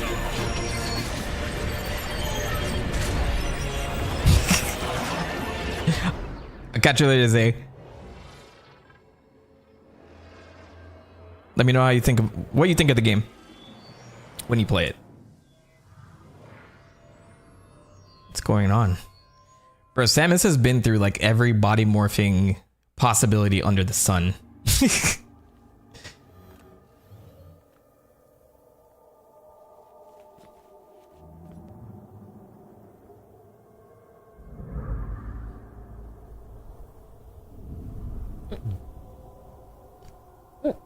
Excuse me. Chrono Tower. The secret sequel to Chrono Trigger.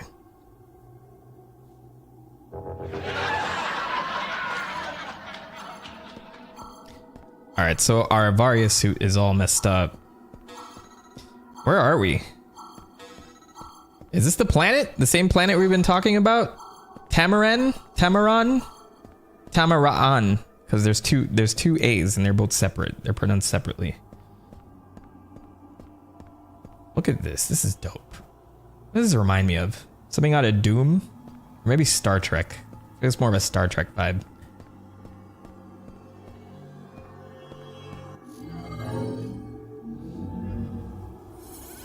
I hope we never get an actual Chrono Trigger 2 because they'll ruin it in modern game cancer. I think like just give it to the Octopath team. Just like give it a little refresh. The original game. But I don't think it needs a sequel. I hope it doesn't get one. But if you're gonna do something like Chrono Cross that's different. Like different set of characters. You know, like but same vibe overall.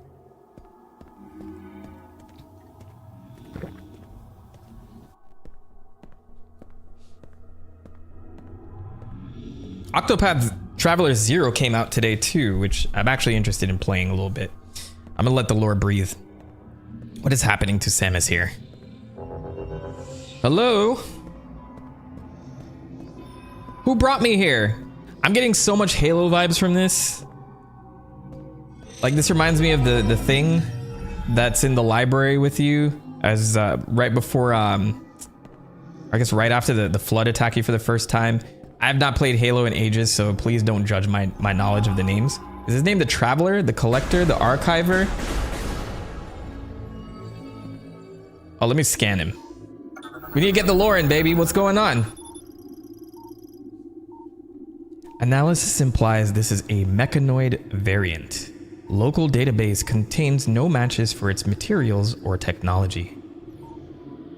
I wonder if I should have just scanned outside too.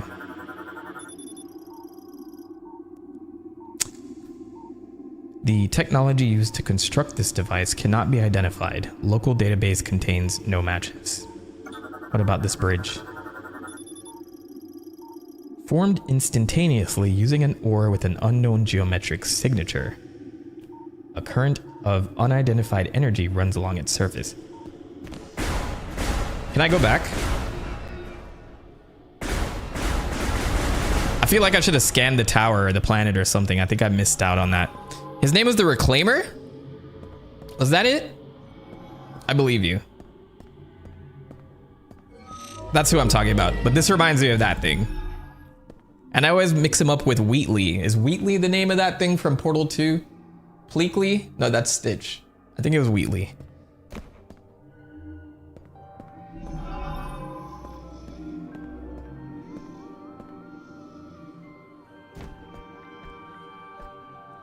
I love the subtle ambient music that's slowly coming in right now.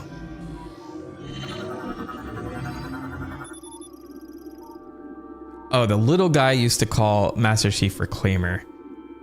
Follow me, Reclaimer. Yes, okay, so what was his name?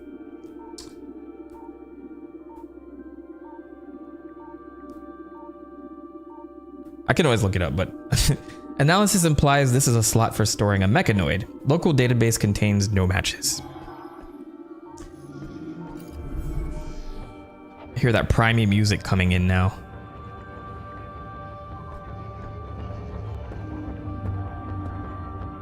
What is that? What race of beings is this? An android created using an unknown technology. Local database contains no matches. No energy signals detected.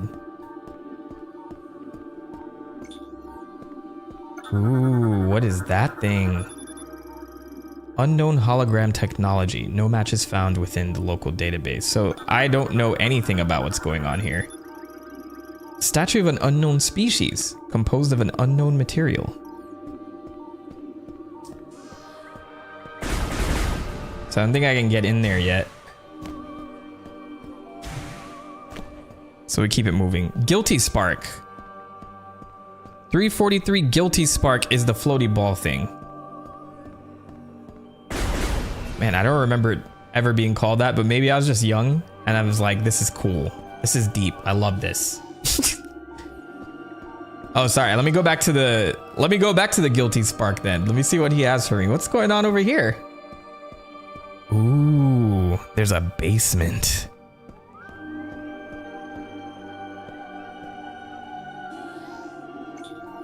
Man, I just feel like these are all gonna come alive.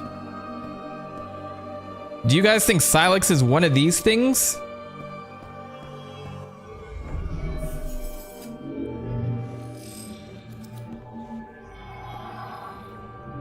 I'm actually gonna change my voice to be Samus's AI before she has an AI. So when I read the logbooks, it's gonna sound like this. I think that's perfect. We'll go with that. All right, Reclaimer. Samus, Reclaimer. I'm just kidding. Oh, the thing is glowing now. Where are you going? You just did a full circle. You almost had me waste my time. You almost had me follow you all the way around that damn circle. All right, open it up. Show me what you're gonna show me.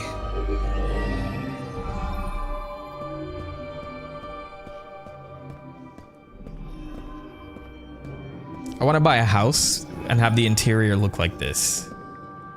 They actually sell things like this. It's crazy. I've seen lights like this. You know, those like modern chic looking things. I don't know.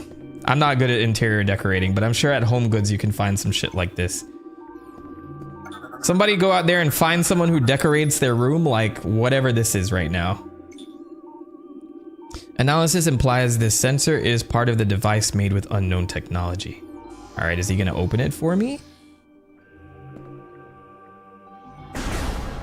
Thank you, hurry up. What are you waiting for?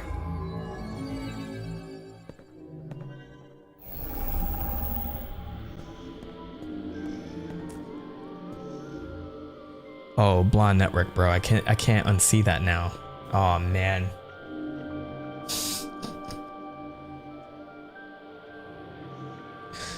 Yeah, what a beautiful flower shape this is. Huh, oh, whoa, whoa. Whoa! I cannot unsee that. I'm sorry. I can't unsee that. Fuck. I don't know, man. Okay. Can I move along? Is this an elevator? What's going on? You guys are making me... Oh, I'm gonna get vaporized, like War of the Worlds style. Starring Ice Cube. That version.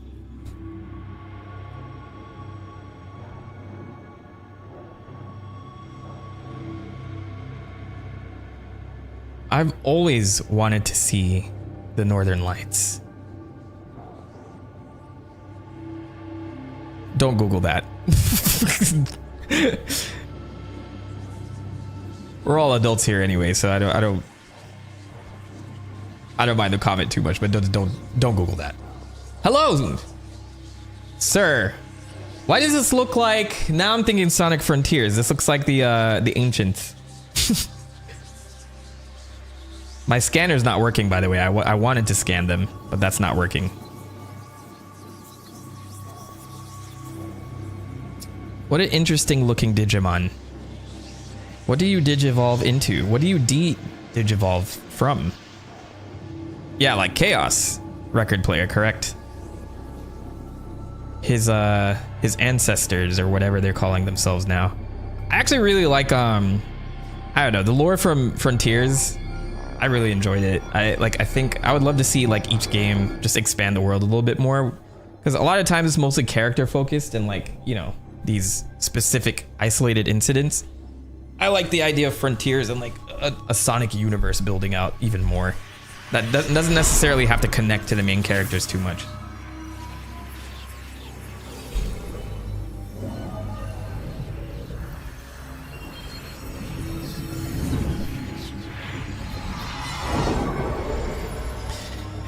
That's so Raven.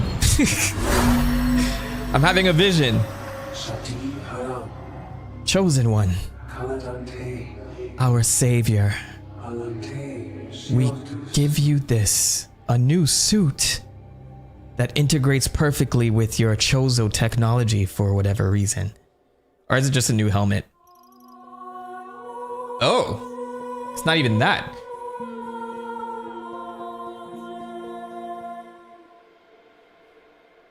I missed my other item acquisition sound. I'm sorry. I gotta like, now I gotta have it on file so I can play it. I'm doing this for effect. I'm doing it for the aura. Super Metroid still has the best one for me. All right. There we go. I feel complete now.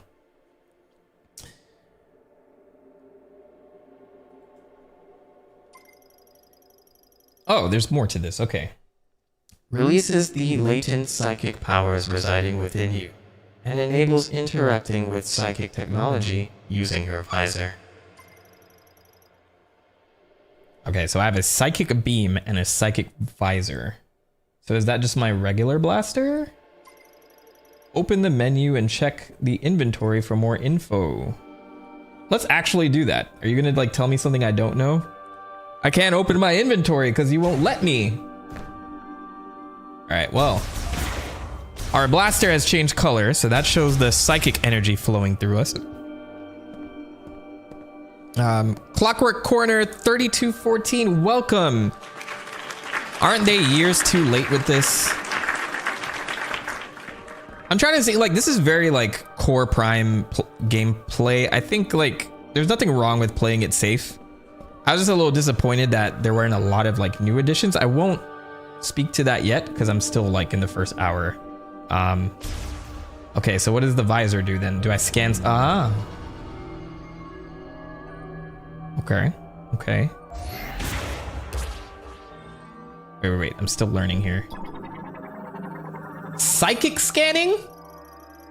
Oh, and now I know more things. That's pretty dope. So they gave me like a database of info. This is cool. Statue made of umozonite, depicting a lamorn. Its forehead has a crystal design. Subject identified as a priest, able to manipulate psychic energy. That's super cool. I like that little bit of world building there. Props to that. Props to that. That's cool.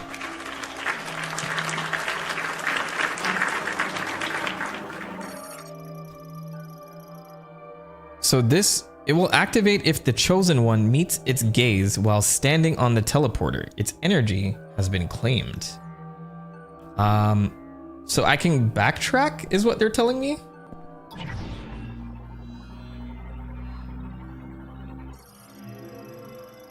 Psychic assembler. Forms objects by bonding ore molecule nanomachines. Nanomachines? Metal Gear, baby. Operated using psychic energy.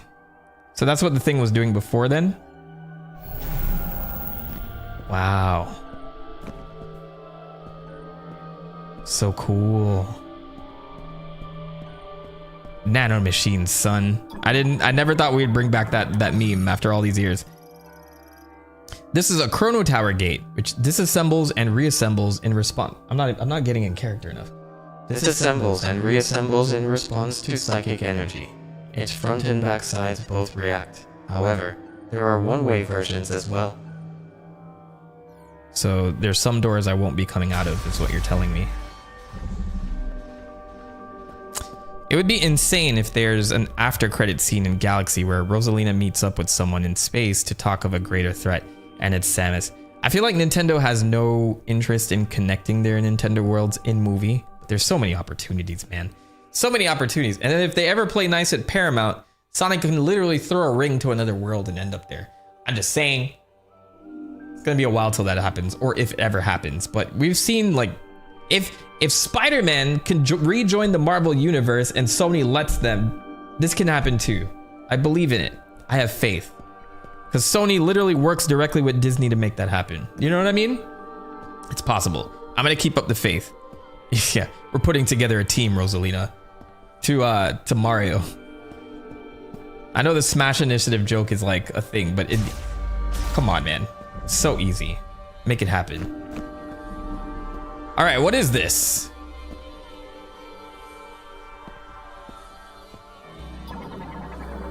Wait. I can find out what these things are now.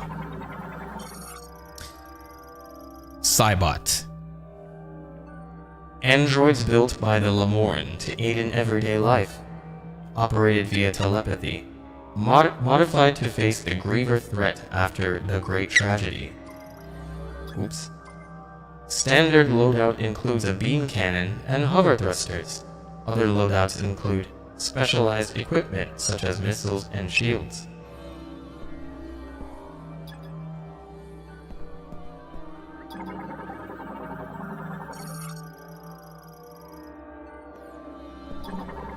What is this?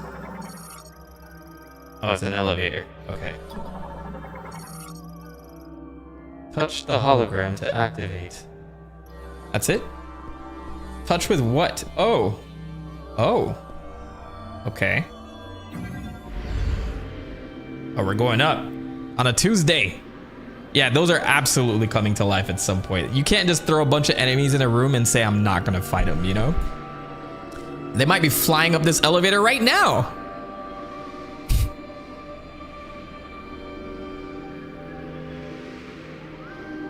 There was news about like a untitled Sonic movie coming out in 2028 after Sonic 4, called an event movie. And I wonder what the heck that means, man.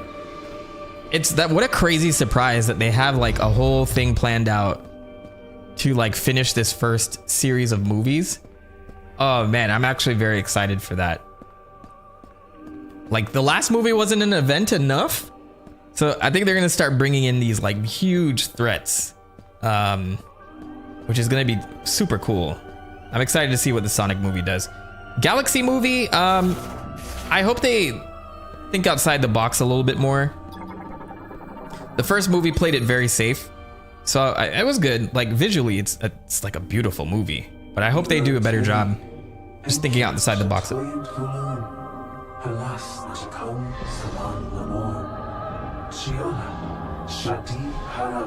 I am always the chosen one.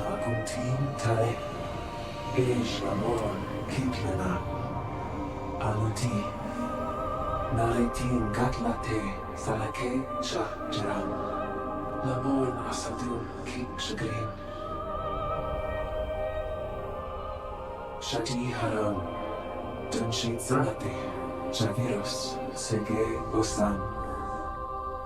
Enkia richanyo, enkia shatasek salan lamor. Kazdol charam, sechana kaldam. All right. Hello. Kinyotara, sege osan. Kinshasa. Can I pause? No, I'm gonna wait till he's done talking.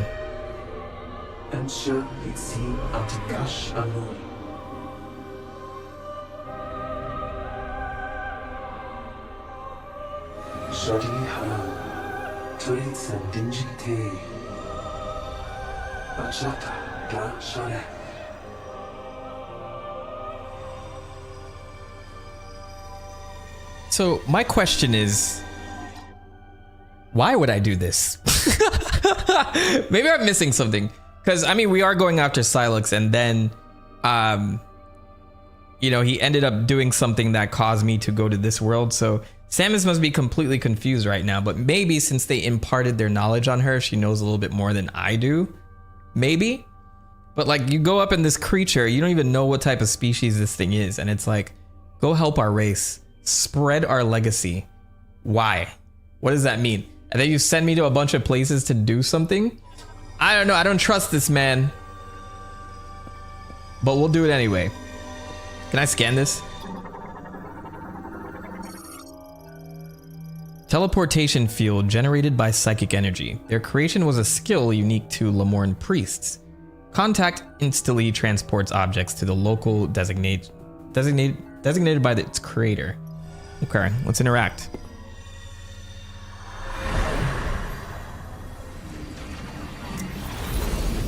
Yeah, I would have loved to have seen Princess Daisy in this film, but they went straight to Rosalina, which is quite the jump. I thought they were doing a Super Mario World movie. Could have been cool if they like went to Yoshi's Island and that whole like thing happened, but I get why they're going Galaxy. They're trying to go big for the second attempt. We're back. Hell yeah.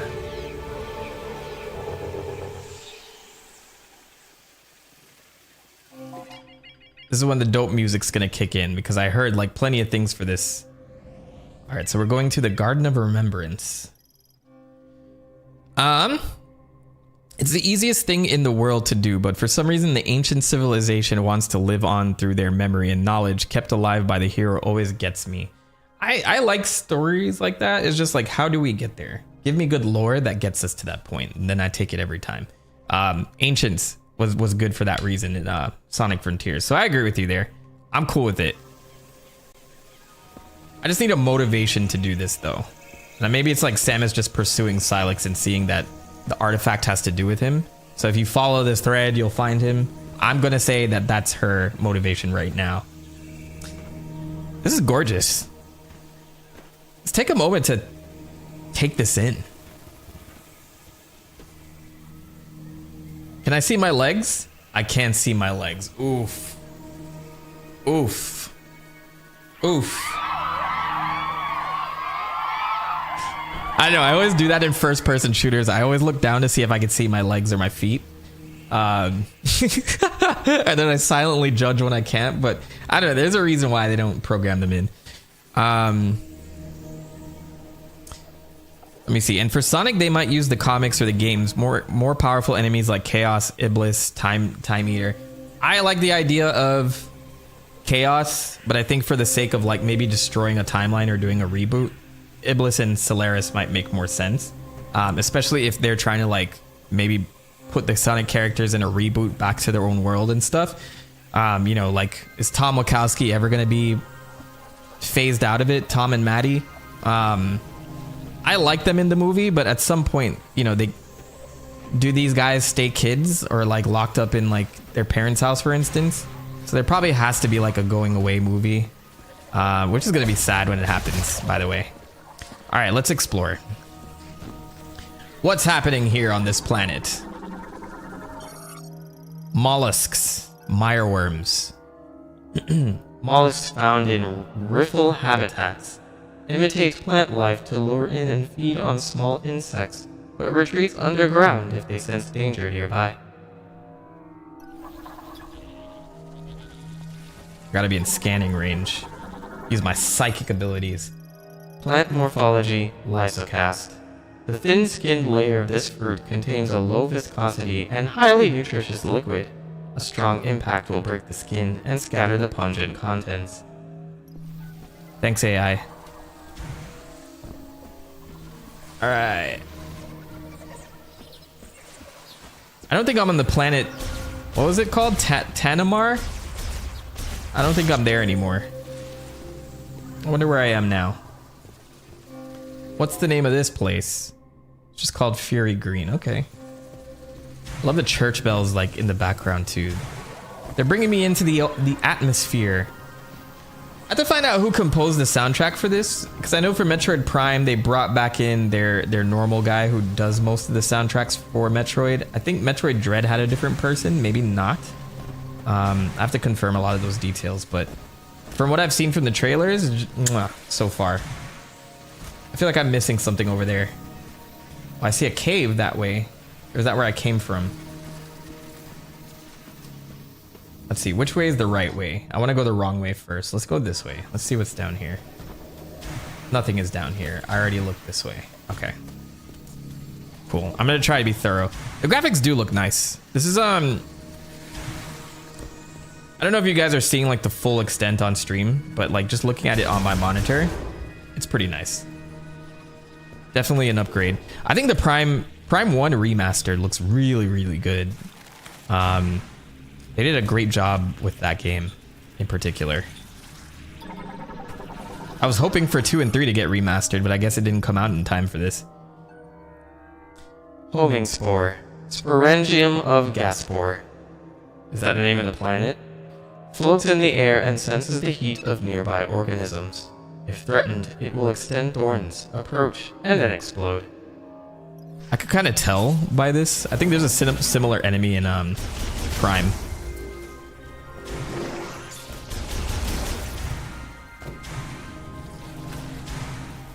Did I have a double jump before and I don't have it now? Am I tripping? Oh well.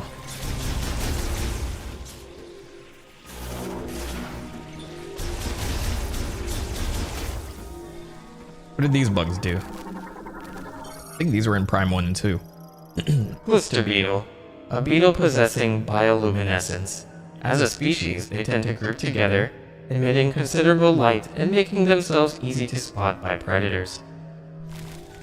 Stupid bugs. Oh. I didn't think that would work. Ew. Okay, I thought I could scan that too. I guess I'm like addicted to scanning in Prime. You gotta do it, man.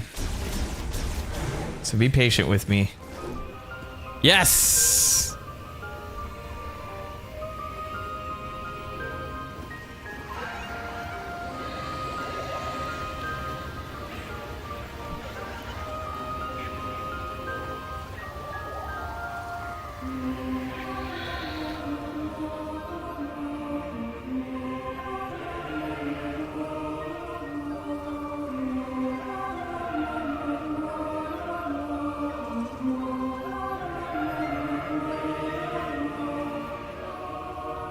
I'm sorry, I like this song a lot. They teased it in like the first trailer and I really enjoy hearing it.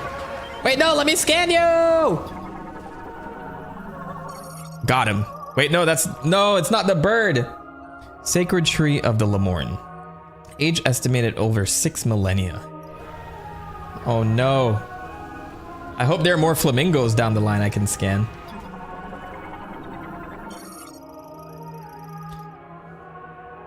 Lemorn, O Lemorn, gaze upon and behold the sacred tree, blessed by the temple of memory, a shrine that preserves and protects our memories and wisdom. Oh, there's more. From the first day we Lemorn set foot in this jungle, the sacred tree has been here. It bathes in the light breaking through the treetops, reaching high into the air, appearing to almost strain against the sky, yearning to carry the thoughts and feelings it holds ever higher. Open your heart, that's a Sonic song, and your mind to the sacred tree, and become one with it. I don't like the idea of becoming one with a tree. So don't tell me what to do. You're already telling me to go on this little mission with you, and I am trying my best.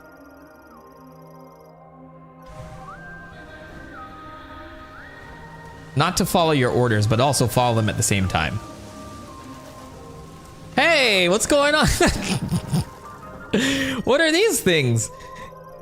Broadagropper. I hate that name.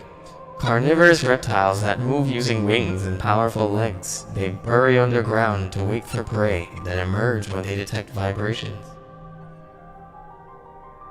I don't think Chos are involved at all in this. I think they're just going with a brand new alien race. From what I've read, they're trying to restart, like, you know, the Prime series from like a brand new, you know, set of rules. So everything that we know from Prime 1 through 3 just doesn't really matter here. I guess the only thing that matters is timeline and Silex, which makes Hunters more important than Prime 1, 2, and 3, strangely enough. I guess I was like over the Phazon plotline too, so I don't know if this is a setup for a new trilogy. Ew, these things are... Listen to the way they squelch when they die. Ew. I'm not that squeamish, but still. It's still kind of gross. I feel like the sound mixing is a little strange in this game though. Like some sounds are a little too loud, other times music is too loud. So that's like my one criticism right now so far. Root spur. A mobile tuberous root plant variant with an autonomic nervous system. I'm sorry, I pronounced that improperly. They usually live in mud underwater and will surface if a creature draws near. If their territory is invaded, they will attack with their vines until the intruder is defeated or driven away. Despite its hard outer skin, even a single shot from a high-powered weapon can defeat it. Thanks for that.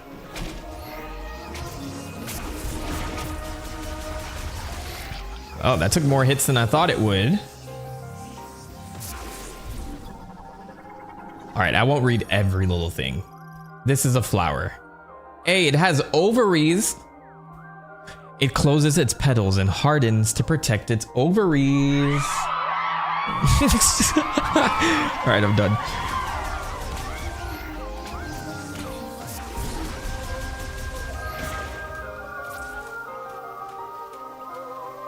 Wait, where'd it go? I thought it was gonna chase me. It's still here?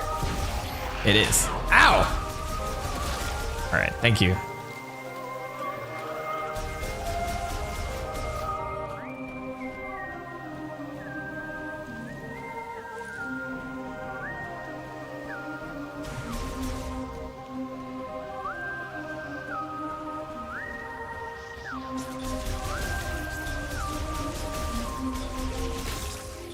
So where's this Miles person I've been hearing about?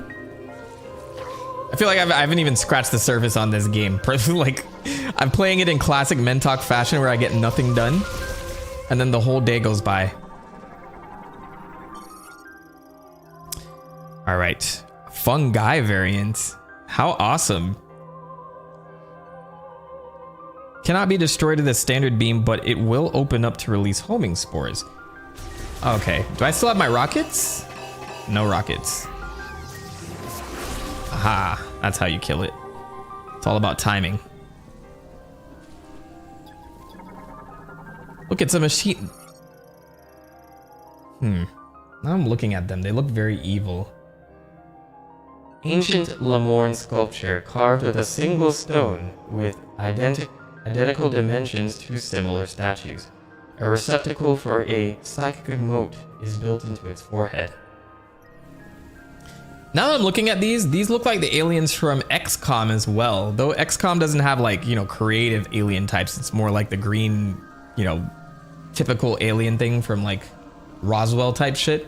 But I'm getting a vibe because those aliens had psychic powers as well. I wonder if there was any inspiration from that. That's another question I have. What do they want me to do here? A mote socket, receptacle that takes a psychic mote, a spherical coalescence of psychic energy that acts as a key. I don't think I have that yet. And the Assassin's Creed symbol is here too.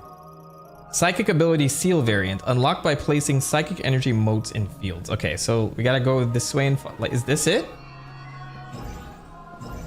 Oh no, it's a platform. All right. Oh, how do I stand on this? I got punked. All right, I'm gonna need something to do that, I'm sure. So that's the way I came in. I want to get up there, so I'm gonna keep going to the right. Just like if you think about, hold on. Just like if you think about it, King Koopa and Ganon have huge armies but get beat, and the developers never have the bad guys do an all-out attack, and if they do, it's always part of a distraction. But then it would turn into a Dynasty Warriors game, and nobody wants that, right? Come back.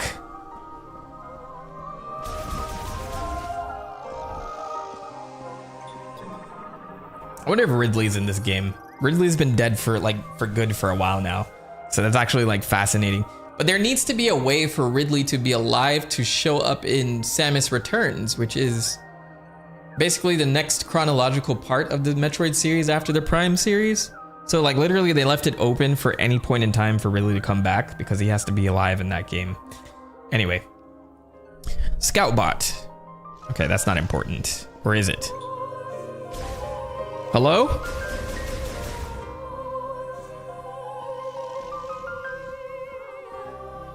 I feel like I need a psychic ability first before I do anything. So I'm gonna keep moving because I've seen it in the trailers. So I think that's probably the next thing my suit unlocks.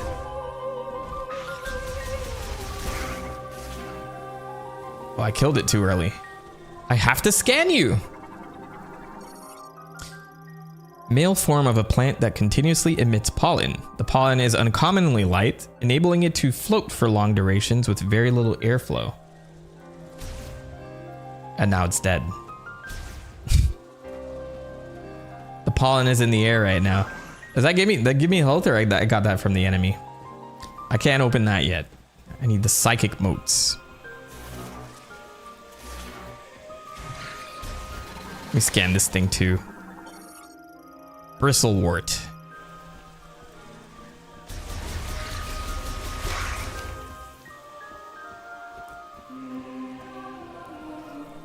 Here we go.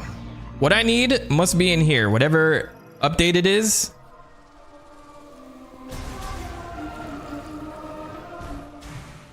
I need that remix from Phil Collins himself. Here we go.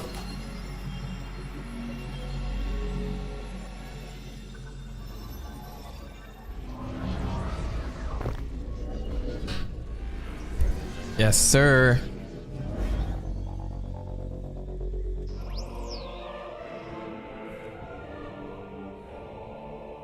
Okay. Okay. I'll accept it. But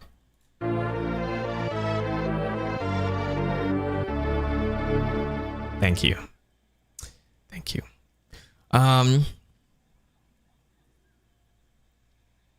Mentok, what I mean is, if you had a huge army or airships like Koopa or Ganon, wouldn't you just get rid of the Mario Brothers and rip the Triforce of Courage out of Link? Yeah, you could. But then you have no game, right? Mostly. Or turn into Dynasty Warriors where you have to take on 100 Koopa in a row, and then that's not fun, is it? And then like Bowser doesn't really want to kill Mario most of the time, until the times that he does. But you know, that's my thoughts. It doesn't have the power of the Super Metroid version. It doesn't. I agree. That's why I'm playing it every time. I don't want a chorus singing it. I want the beautiful sound chip of the SNES singing it to me. All right, we can now use psychic powers. That's cool, right? I need to practice using it though. I swore something was behind me. Okay.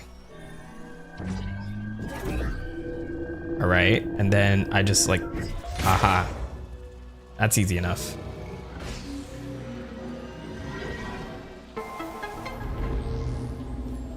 Let's go. I want to backtrack though, because there was something. I can't reach that yet. I don't have a double jump or anything. What does this say? I almost missed this. Chosen one, take the holy power in your hand. The path that you must walk lies beyond that door. Well, thanks, genius. Behold the sacred relic that we, the caretakers of the sacred tree, have filled with refined energy. We offer it to the Chosen One, who will one day visit this place. We ask that they take it in hand and use it as they please, and to seek out the sacred symbol, the lingering afterglow of our prayers. These people are, I'm sus of them. Also, when I read it like this, why is the logbook different? You know what I mean? At least have like some of the same lore in there. Okay, this is where we came from.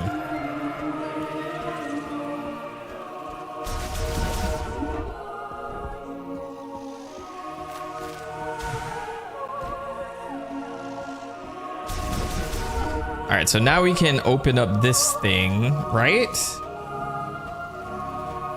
What does this do? Like, what if I use my psychic abilities on it? Formed by compressing psychic energy. Standing on them requires psychic boots, which I do not have.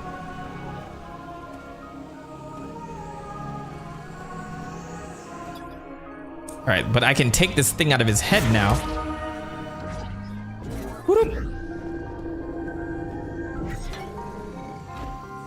Oh, it's like eyes, and I don't like that. I need a second one.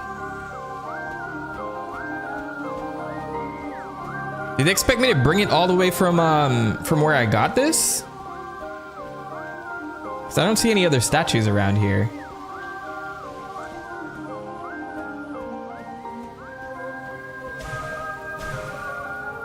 Oh wait, this thing. Yes. All right. Sorry, I was overthinking the moment. Open Sesame. We need Mega Man to come back too. Like, Capcom is like never fully committing to it, and I don't know why. I'm still jaded from not getting Mega Man Legends 3.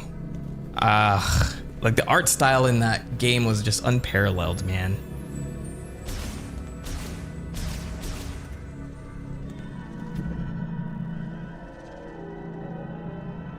This progress bar doesn't look complete. What's going on?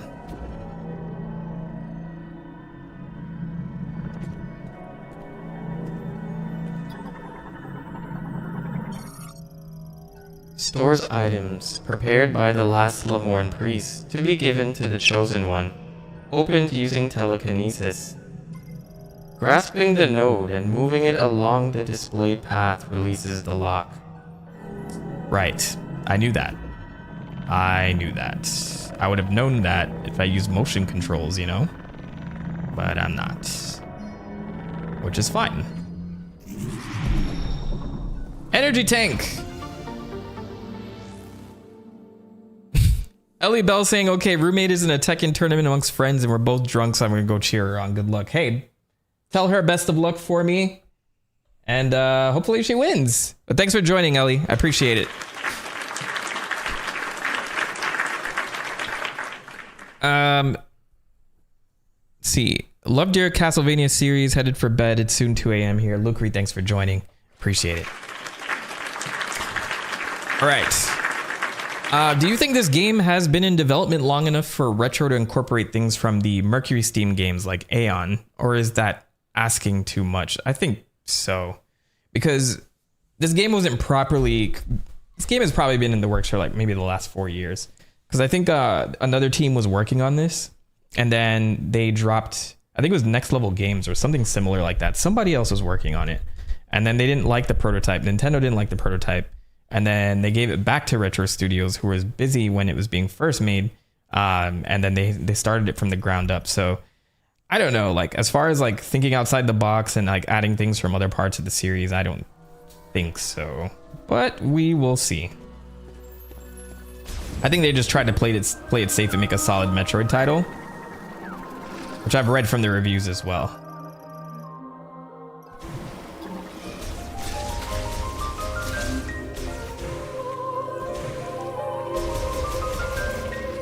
All right.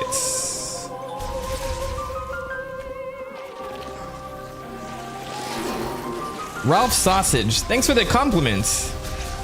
I actually, I was missing this sweater for the longest time. I feel like I wear it every Christmas and then it just disappears until winter comes around and then I remember where it is and then I put it back on. But yeah, I gotta rep the ugly sweater game. This is actually official merch from Sega too. This is from a few years back. So one of my favorite sweaters in the collection right now. Very cozy too. Though I have the heater on in here, it's probably hotter than it needs to be because I'm wearing it. But, you know, I gotta do these things for the channel. Oh my gosh. Oh, it's a hive. That looks gross. I don't like that butthole hive. Why does the hive look like a... Okay, I don't think I can destroy it yet, right?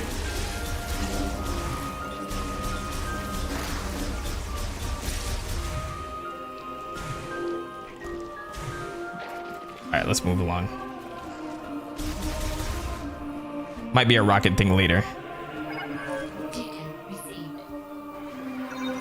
Galactic Federation distress beacon detected. Does it mean our boy, what's his name? Miles. I think we're gonna meet our boy Miles now. What does this mean? This means this is probably locked, right? I have to remember what the markers mean. Just walk up to it and see. Oh, it means I have not been there yet. Do I want to go there yet? I'm gonna go to the left first. And there's also like a little cave here. I want to see what that does. Miles Tails Prower is his full name. I'm excited to meet him then.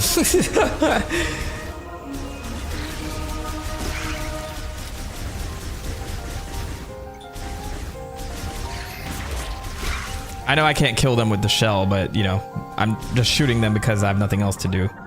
All right, so this is probably something I need rockets for. Tree resin fossilized by chemical reaction. Though roughly as firm as rock minerals, it can be destroyed with explosive force. Yeah, so I'm gonna need rockets. Rocketos. Unless, can I like move things with my mind yet? No, I was gonna throw like the nectar things at them, but yeah. All right, we'll come back to that. It's a little spot for my morph ball.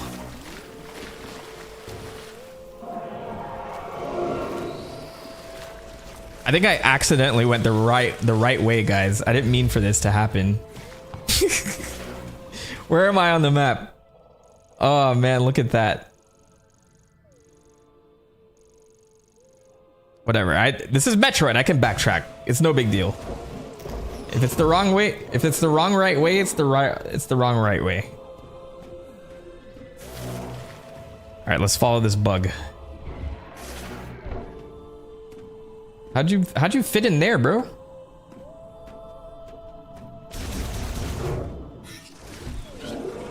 Quick, wait, stop so I can scan you.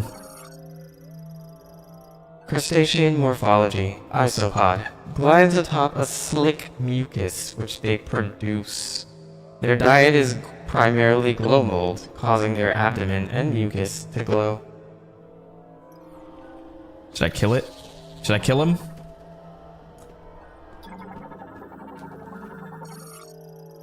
Oh, glow mold is the name of the... So it eats these little bioluminescent mushrooms. I always love coming up to a point in time where I have to say bioluminescent out loud. It's a nice word.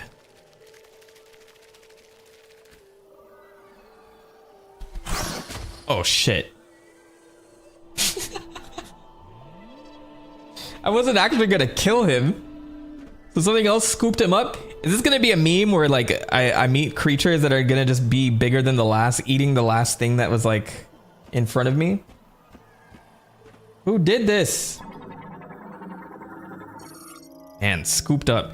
Life signs diminishing due to severance from body. Well, yeah, that will happen. Is it still twitching? That would have been a nice detail, but no. Okay.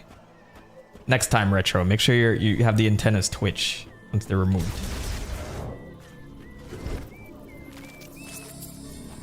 What's going on over here?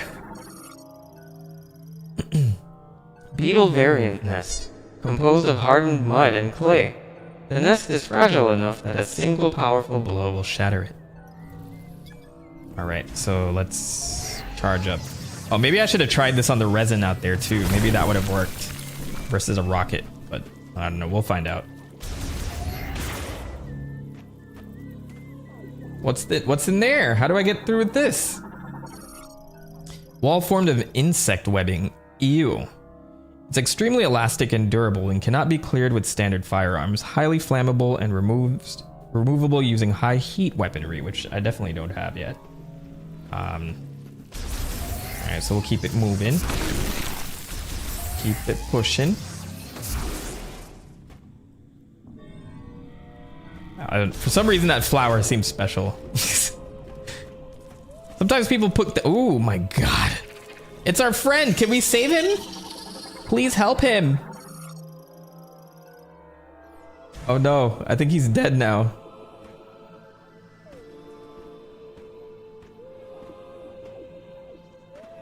Yikes. All right, well, we have to figure out what did this. Do I think if Metroids in this game have X DNA? And if so, how would they reveal that without retconning fusion? I don't think so. It'd be weird if they included the X in this, in my opinion, because then, yeah, when Samus sees it initially in fusion, like you would have to rewrite that whole part or remake fusion entirely. I honestly think it's going to be something different. I was thinking like the mind control thing and like Metroid attaching to things and controlling it is very similar to X behavior. I'm wondering why they took that route, but I will trust the plot and see what goes down.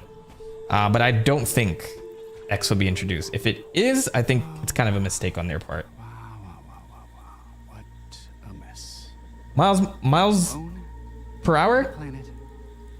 No hope of survival.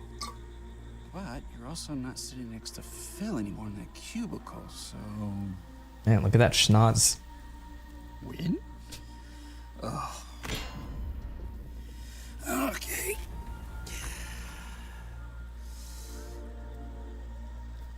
His armor is giving me like terrible flashbacks to Anthem. I don't know if anyone played that. Samus Aran? Hey! Hey, Samus Aran! Oh, stop coming out! Oh. You know this is a self-insert character for us, right? You know this, right? I'll just stay right here. Try not to die. This is every Metroid fan embodied into a single person if they went on an adventure with Samus. That's probably what Retro is thinking with this guy. Let's scan. Galactic Federation Transport X7S. Engine and navigation systems have stopped. Fuselage damaged. There is a detachable cargo door at its rear. Mark Baker, thanks for the sub. Appreciate it. If you're watching. I have to say that every time. Because if just in case they're in the chat, I don't want to ignore them. Most of the time they're not. Or they're lurking. Lurking is fine too. But then I'll never interact with you ever. And that's not cool either. But I'm a famous lurkerer. Shoot some more! On YouTube, when it comes to YouTube. I always find chats weird in like larger chats because it's like a hive mind sentiment versus like people actually speaking to you. So like I don't know, you know, streamers can't help this if they get popular, but like you just see the chat just flowing so quickly, and I don't know if anybody's reading or talking to each other or anything like that. I don't know if I ever got to that stage where there's like 1,000 or 2,000 of you in here, if not more. Like how would I even like feel in that moment? It's like it starts to turn from people into numbers after a while. What was that? I don't mean that like in a bad way, Okay. but just interesting to think about. Not sound friendly. Chat now, like, you know, it's like a sentiment versus like chatting. Okay. I got it. What is that?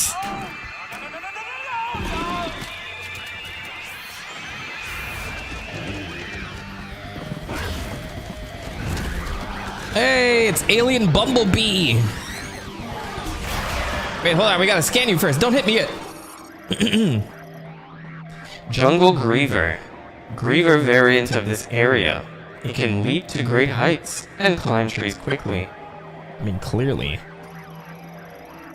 It has an extremely aggressive disposition and will use its arms and claws to attack its enemies at close range.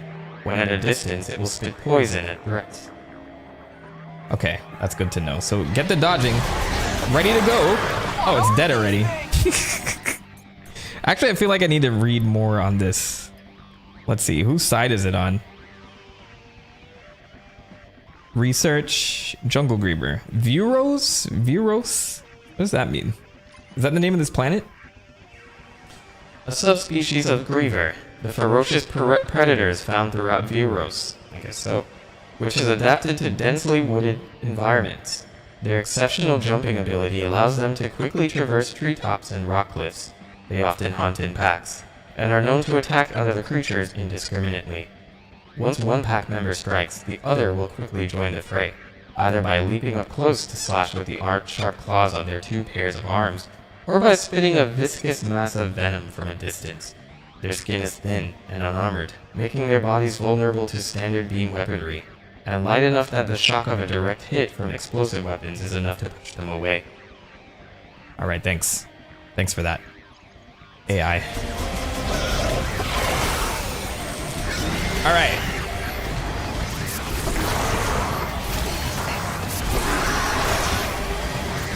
Oh man, their attacks are accurate. There's one behind me too, right? Yeah. Oh my goodness. Oh, there's a lot.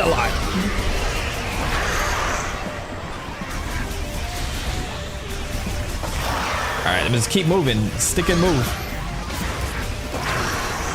Oh no, there's too many of them. Now, do I clear them out or do I bring him down? I could do that too.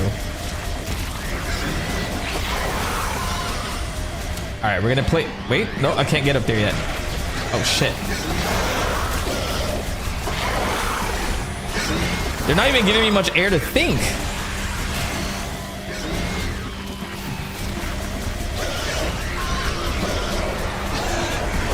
All right, if more keeps spawning, then I'm gonna have to think this through. Either this is like, ew, gross.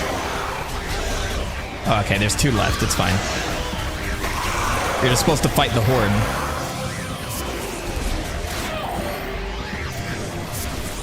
Nice dodge. Done. Now help me down. Crackpot joke theory my friend made. What if Silex is pretending to be Miles and he is pretending to be extra bothersome to make us disregard him? If that's the case, I'm shutting off my game now. We'll see. Theory. I forget that I have the gyroscope here I could use too, but I don't know. Yes, you are, sir. Come down.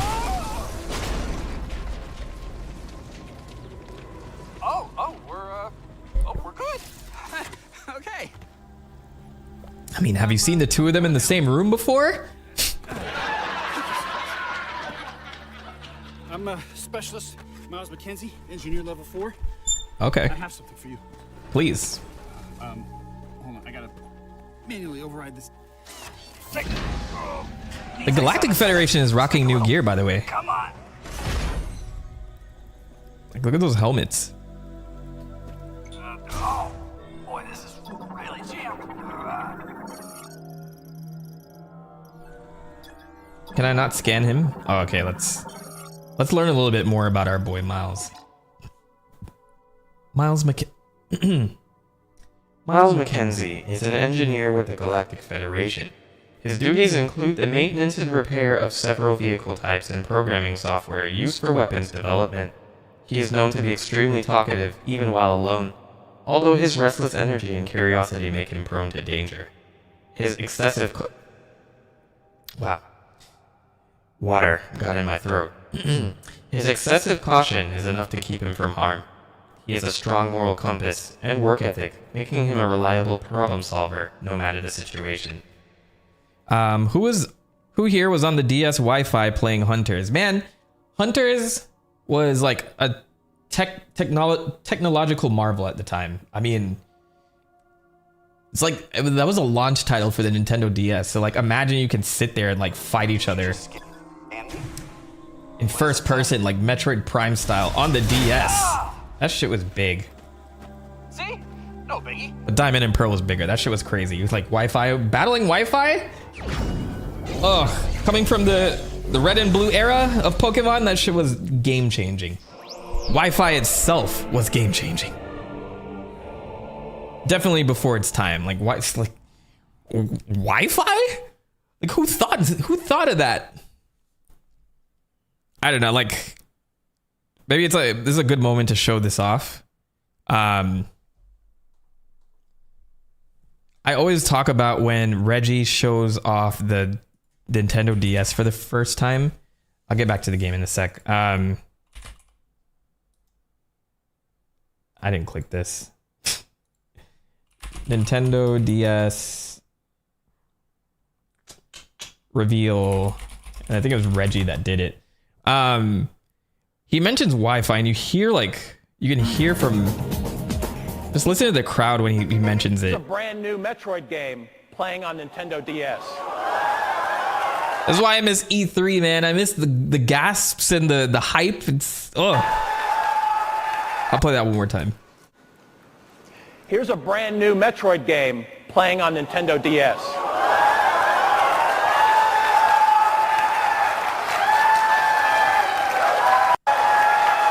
The applause goes for a while.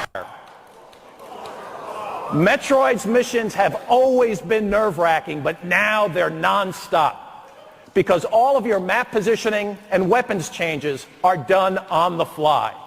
It's just awesome. If you're looking for the future of gaming, look at the interface. But what if your friend is more than a few feet away? say, a few time zones away. No problem.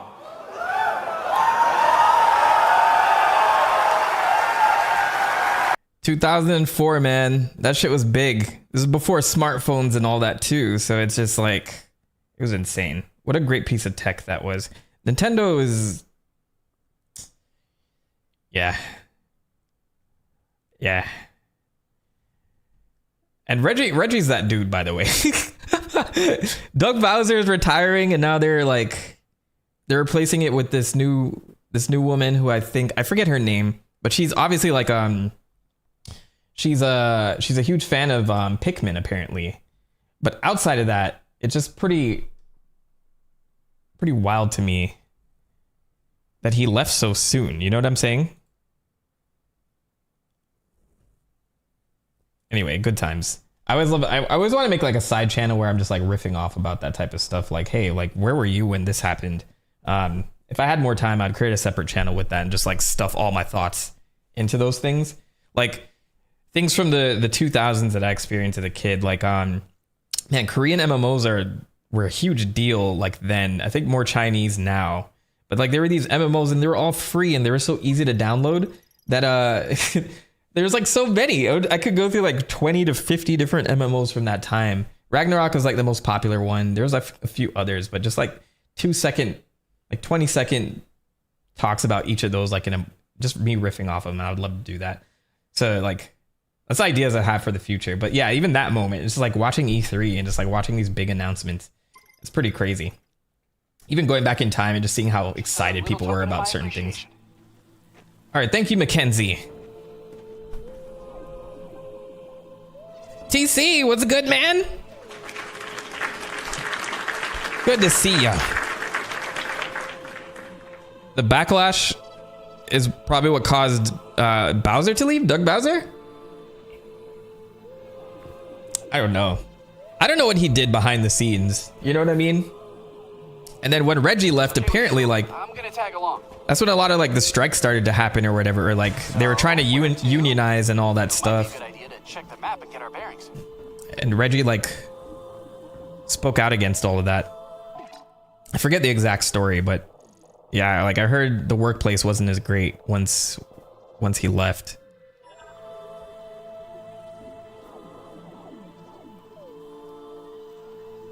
I used to do construction work for Doug Bowser on his property. He's a family guy, so likely family drama plus Nintendo PR being really bad is likely for why he stepped down. I thought it was retirement, so I didn't really think about it too much, or like there being reasons for him stepping down. You know what I mean? I thought he was just like, all right, I'm at the end of my rope here. Are those eggs? Are those eggs? Ew. Ew. Artificial fusion of flora and fauna made using Lemoran biotech. Extremely fast cellular metabolism allows full regeneration even if reduced to a pulp. What does that mean? Please shoot that thing. It won't stop moving. Oh, there are missiles in it. Isn't that cool? All right, so now I can blast this. Nice.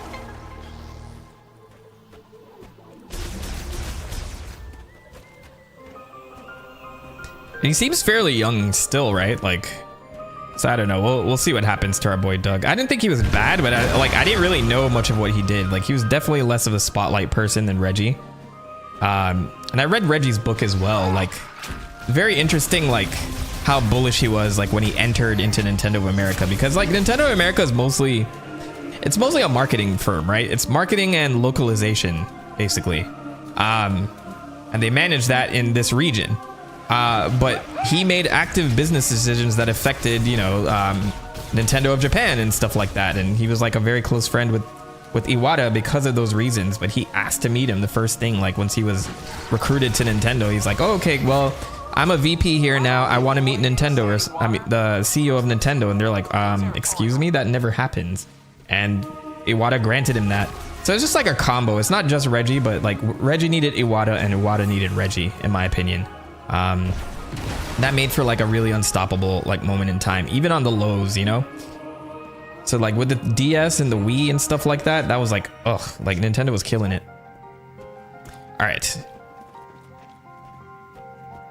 There's something back there. Let me see if I can. Wait, something's happening. I'm using my abilities. That's pretty cool. What is this? Save point after all that time? Well, that's good to know.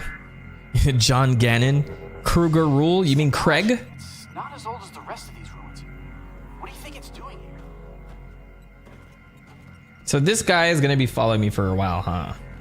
People had an issue with this. I'll follow you to your objective. Lead the way. I don't know. Miles seems like a good guy, right? No, scan the birds.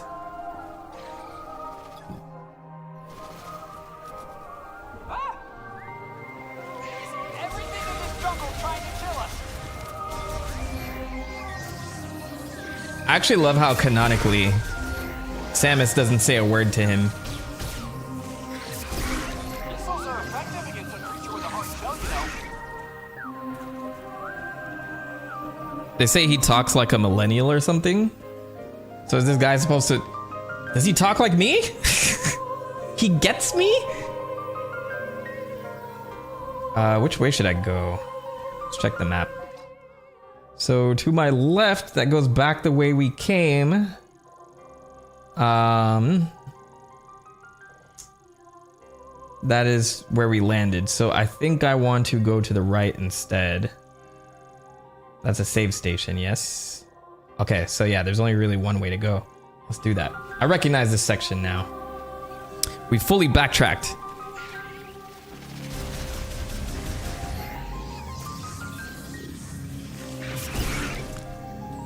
All right, so there's two ways to open this. Wow, look up there. That is one massive tree.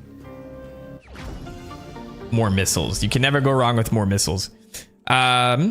He's not a cool millennial like me. I'm part of the non-boomer class of millennials, apparently.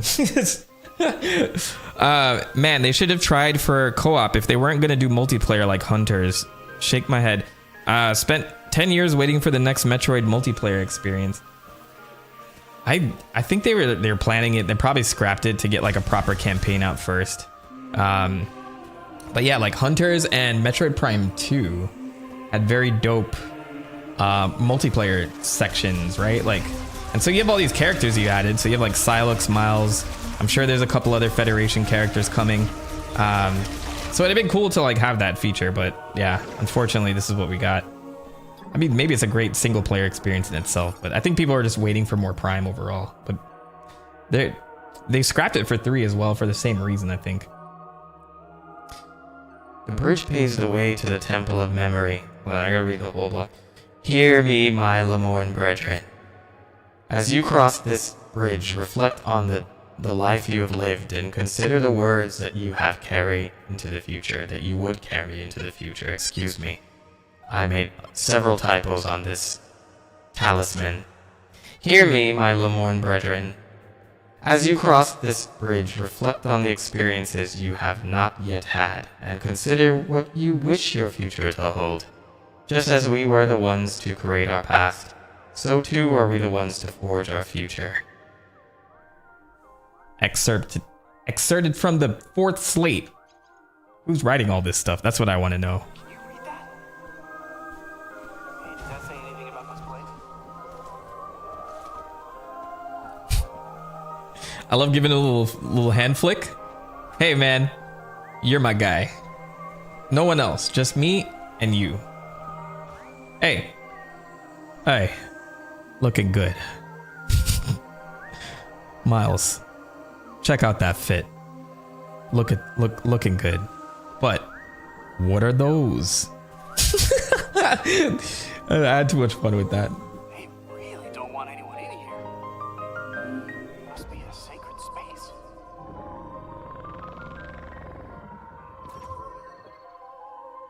Seriously, how'd you do that? I will say, like, there's a lot of debate about what Metroid should be. I don't subscribe to those conversations too much. But I will say, I've never seen anything like this. It's beautiful. I'll wait for this cutscene.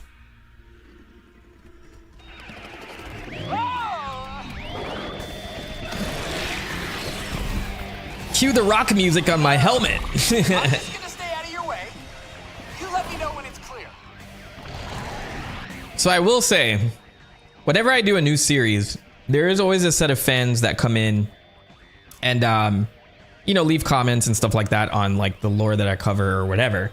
And I will say the Metroid fans were like the nicest set of people overall, like the least toxic. Maybe. Thank you, JRPG Heart, for the sub. They maybe have been dethroned by Castlevania fans. Maybe they're one and the same, you know, like there's never like really, you know, one fandom.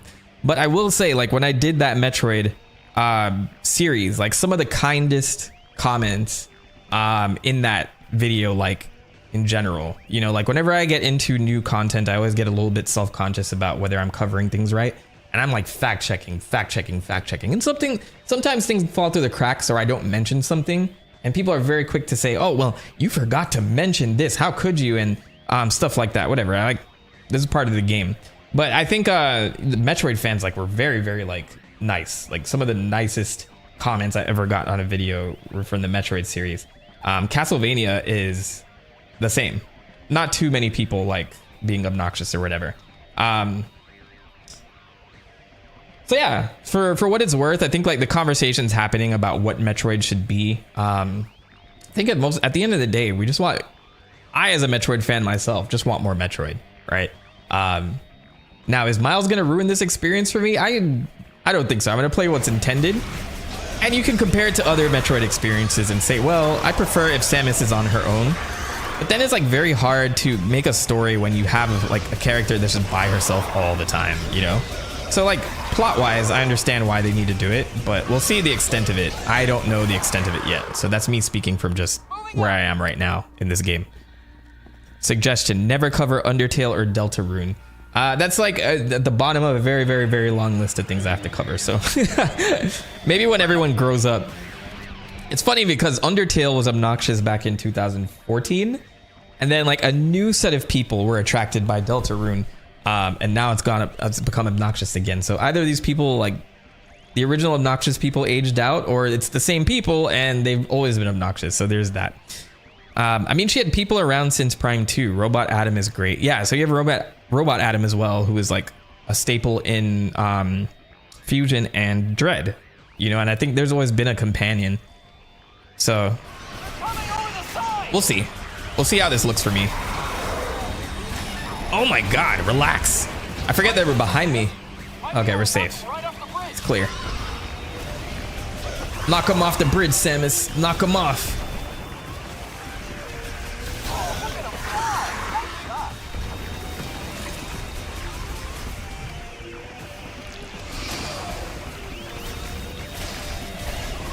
By the way, I am not the greatest player of first-person shooters, so what you're seeing is bare minimum. My skills don't shine here whatsoever, if that means anything. I'm still enjoying the experience, but yeah, I'm not in a lot of Call of Duties and Battlefield lobbies these days. I think it's maybe I have less time to cover, to play like competitive games too. I was decent at Marvel Rivals for a bit. I did play healer for a while, so I didn't have to commit too much to like actual combat.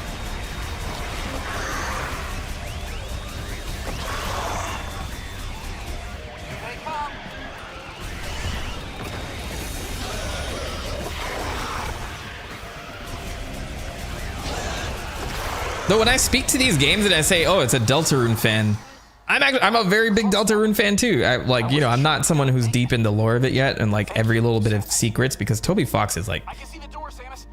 Let's get out of here. I don't know how he does it sometimes. Like, it's crazy the amount of detail that's in some of these games and hints and alternate paths and stuff. I'm good. Sometimes I forget you're not like me, Miles. You're not built like me. Now walk. All right. Now that is a view. See, I like Miles. He's appreciating the little things that I'm not appreciating right now, right? Miles, you're a good guy. You're my guy. But we got to talk about these shoes. Those are not the Yeezys. Clearly. We got to talk about that sometime.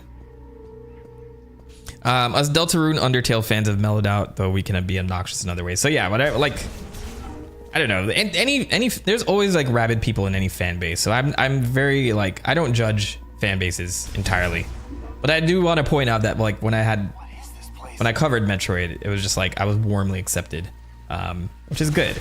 That's the tricky part of like starting any series. Now I'm getting into Pokemon and I'm super nervous about that. Well, not really. I don't care what people say because I'm putting in the research. I know I'm doing my due diligence, so like I have to be confident in that. But yeah, I know Pokemon can tend to be toxic, but that's mostly like competitively, I think. Mostly. We'll see. I'm not giving competitive tips in Pokemon, so I'm not worried about it. What is this? What is this? An incense bucket? What is this? Ancient Lemorne object with a plant motif. It has sockets for 2 motes. Okay. Oh, look, there's a socket up there too. Mad sockets going on over here. So this is a yellow one. Opens when energy is received by its linked sensor. Okay, so where's the link? I can take this yellow one, right? Receives psychic energy and conducts it into a linked apparatus. Oh, okay, cool. And then now I can pull this. Yeah. All right, stick it in there. So this needs... I have no idea what we're doing, but it feels like it's working. Thanks for not telling me what to do then. So we're gonna need a second one in here. Where would that be? Unless...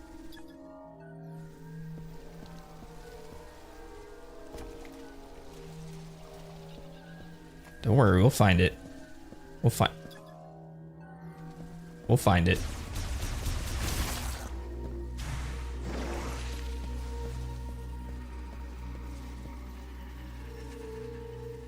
I know I'm missing something obvious, but let me just look around. What does this say? Gate lock structure built into the Lemorne Shrine. Traces of psychic energy emanate from its center. Oh, wait. Can I open this back up? No, okay. So it has to go in there 100%. What about this? I might have to destroy this. Yes, okay, rocket. Boom! Now I can retrieve this. Miles is just a guy. Just imagine you are Miles and you're on an adventure with Samus Aran. You'd probably be acting the same way.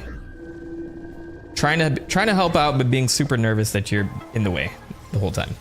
Well, I'll be. It did work. What is this? What did I just get? Samus Aran.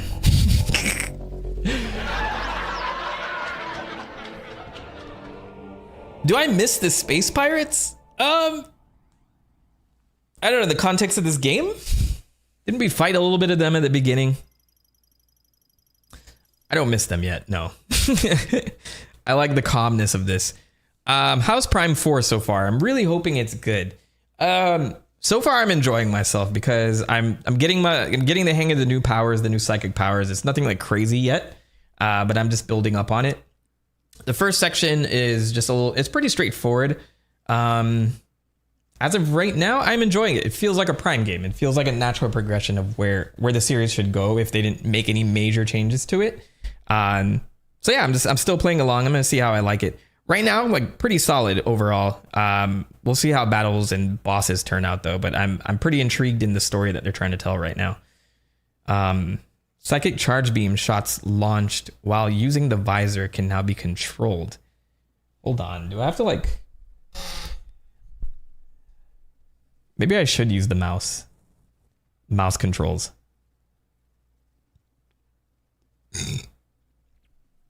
Let me try this. Let's try this out. I want to try it out once on stream. Just to say I did it. Ricardo Rodriguez, thanks for the sub.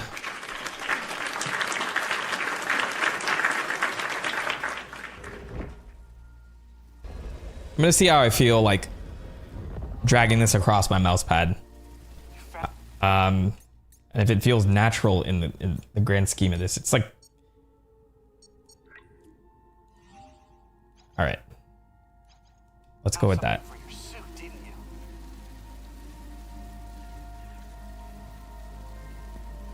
Okay, let's see, but, oh no, I have everything I need on this stick. All right, let's try this.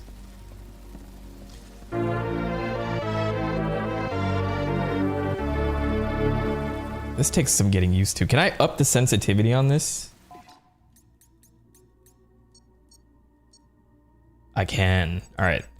So this should go up some more. And shouldn't this be like the same as this? Can we align this? Cursor. Oh, that's for the camera. Let me bring that back down a bit. Cursor. I know some people just like whip this all the way up. Mouse sensitivity. But we're gonna make small bits and adjust. I'm glad they have a restore defaults button there because this is insane. All right, how does this feel?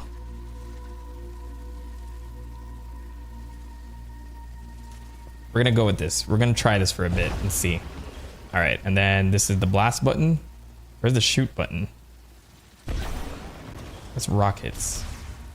It's on the side? Oh no, I don't think I like that.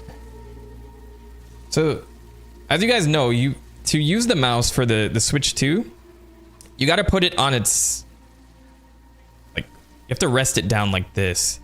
But the blast button is on the inside instead of one of the triggers, it seems. Which is very odd. Because I don't know if I like that. I'm gonna have to hold it in a weird way to just, no, we're not doing that. I'm not doing that. We're going back to the other.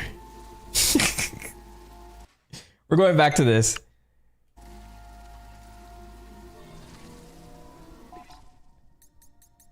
Sorry about that. All right. Above Average Cat saying, I've been loving the Castlevania series. I can't believe I haven't subscribed yet. Hey, no pressure. Like, this is the painstaking detail I take in with most series that I cover. I mean, I go back to like some of my old stuff and I'm like, man, I wish I like did more with this and I want to redo some of this stuff, like the Sonic series, for instance. That's when I was first like figuring out the format. But yeah, Castlevania was like tons of detail and tons of reading and tons of like exploring. Things I didn't really know about. Like I just vaguely knew, I played a lot of Castlevania games and it's like but just like what was behind it, who made it, like all that stuff I didn't really know about. Let me read the logbook really quickly because I totally forgot what I just picked up. Control beam. So switch to the visor and press A. Okay, yes. So I gotta. Of a suit. Oh, fascinating. Yes. Ah, I see.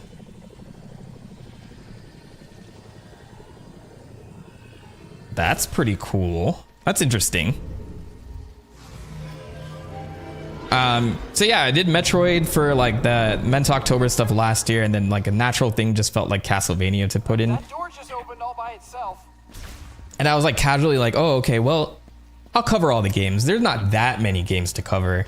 And then as I was like plotting it out, I'm like, oh no, this is a lot of shit.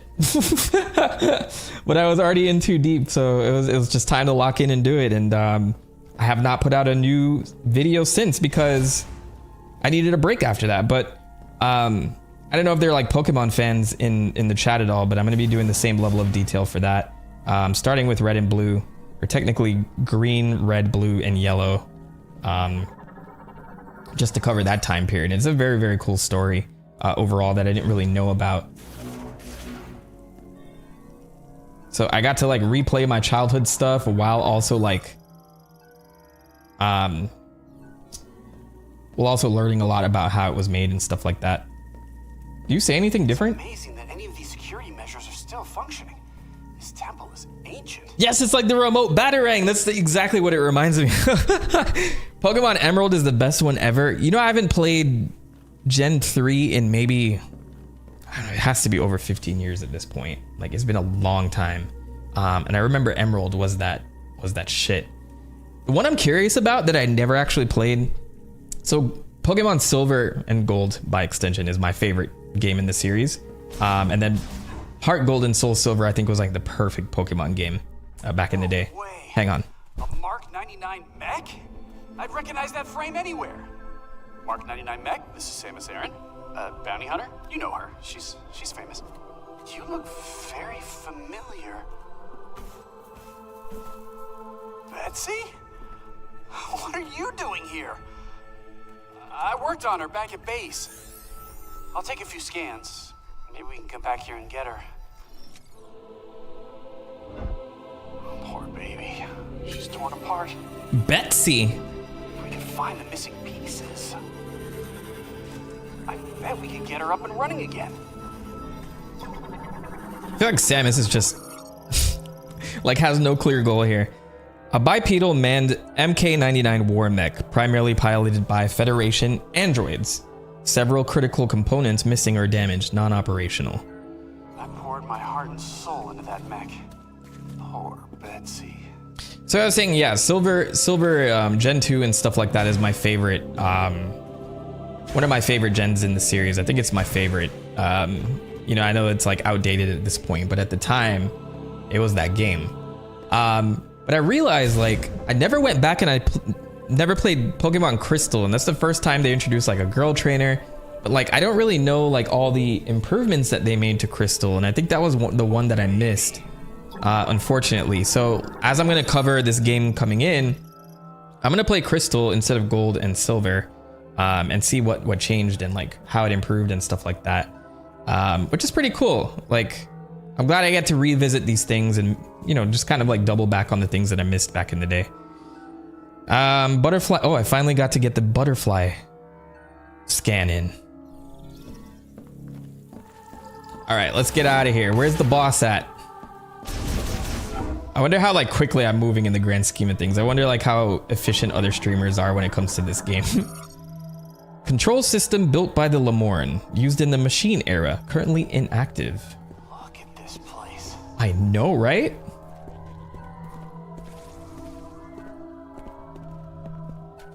This planet's tech is a marvel. I think I'm gonna have to use my little blaster to get through here. But what's in here? I want to poke around, but to come. So that leads to another place, and there are two doors to my left and right. Language will take weeks without a translation key. Bomb slot? Can I do it yet? Can I do this? I'm just gonna push buttons. Oh, I don't have the morph ball bombs anymore.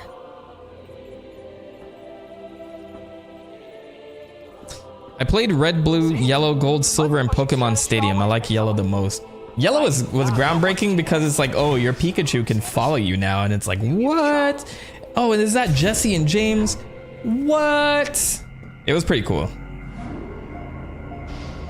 I never got to play it as a kid. I had to like try it out later in life because I did ask for it for Christmas, and apparently they were all sold out, so my parents got me Pokemon Blue instead, and I already had Red, but I kindly did not correct them on that.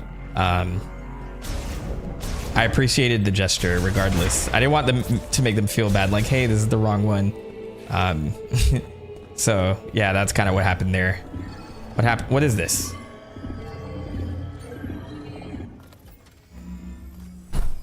Wait, you can interface with their tech, which means you can understand it. Yes. Which means you've received translation data, which opens up a world of possibilities. I'm not saying a word to you, sir. We can use this tech to our advantage. I just need remote access to your logs.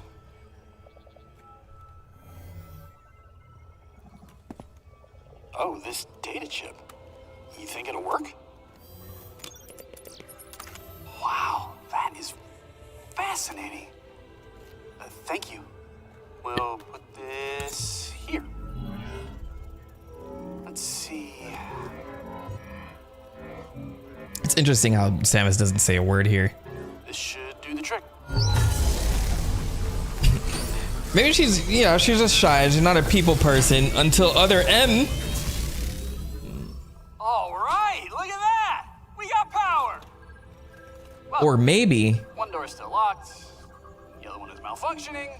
Hey, but it's progress. Hey. Okay, She tries not to get attached to people because of what happened before I'm gonna stay here if you wanna. when she was in the military. It's about to get real nerdy in here. That's gonna be my headcanon for that. She doesn't want to make attachments, so she doesn't talk to people. Alright, what does this do? What does this button do? Oh, it's glowing because he activated it. So I just gotta go into here. Let's blast this.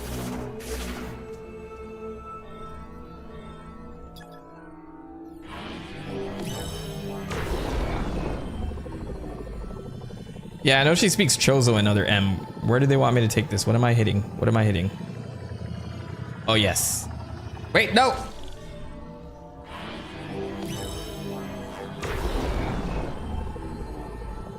Alright, then we turn around. The controls are a little strange here. Boom. Open. Yeah, she was with old friends and other M and got chatty, and of course Adam is there as well, and she's all weird with Adam and stuff, and I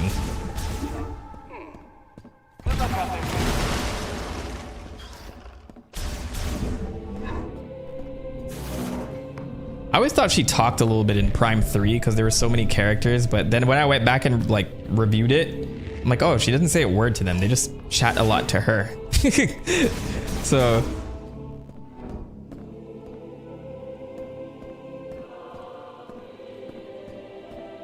what is this? Ornament. An ancient era altar with a plant motif designed to unfold. Analysis implies there's a way to trigger it to open. Remember me? I will never forget that E3, man. I don't know, something about that E3 stood out to me.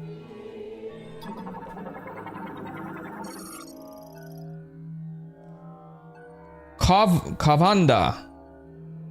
This is the priest Kavanda. What about you? Oh, this is giving me a memory. Oh, hello.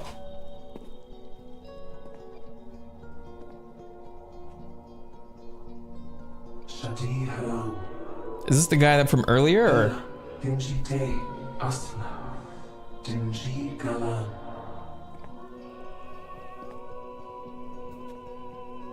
Algodina, Lamornalas, in the niche Gathalate, Sadebelek, Anchandigas. Ah, Galis. Behold. Chitsanate. Oh, that's pretty. And Celine, Sadebelek, Galanshe. Chitsana, Shagatun Adebelek, Great Galanshe. Galanshe Kigatha, Shadi Haran, is Galanangeti Shakan. What do you mean by legacy? Galanangeti Shakan, Si Halashist. Esh Sakalade, Ashati Haran. Intendina Galanshe, Sege Karan. I am very suspect of you. The memory fruit is like a parasite that's gonna destroy everything.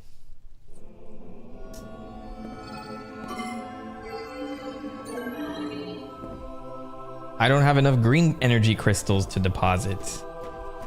Well then. Yeah, I get Lumioth vibes for sure, but like...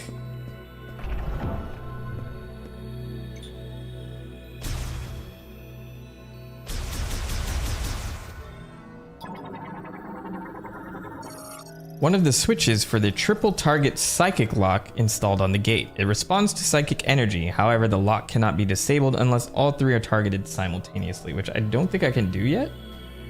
So I have like some type of rocket splitter. Lumioth with my guy Umos. Umos.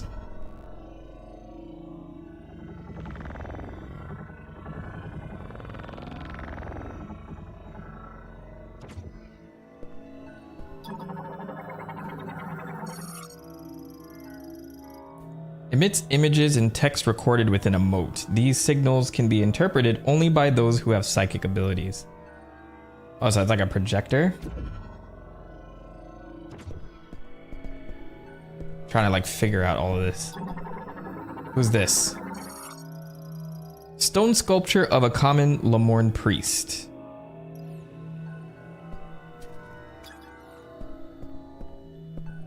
All right, let's look around a little bit more.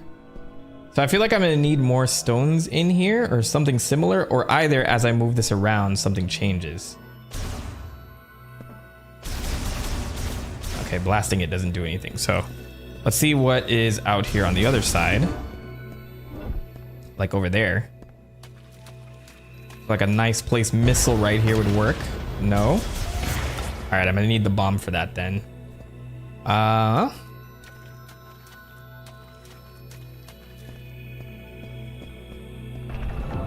This was the first room? Is there multiple rooms back here? Am I remembering correctly? No, this is the only way to go. Okay.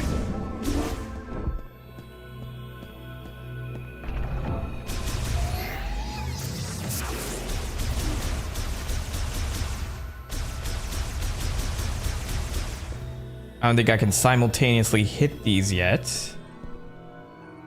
So there must be something I'm missing. Can be broken by a concussive blast, which is my bomb, more than likely.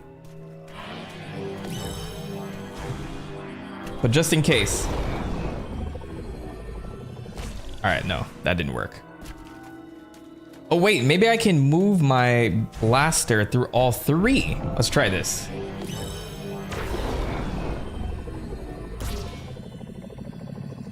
Aha. I like when a good plan comes together. I like when I figure shit out like this. Perfect. Okay. I assumed it was gonna be like some triple rocket fire or something like that. Or maybe like a different type of blaster. Alright, so with that said, am I not ready for whatever's in this room right now?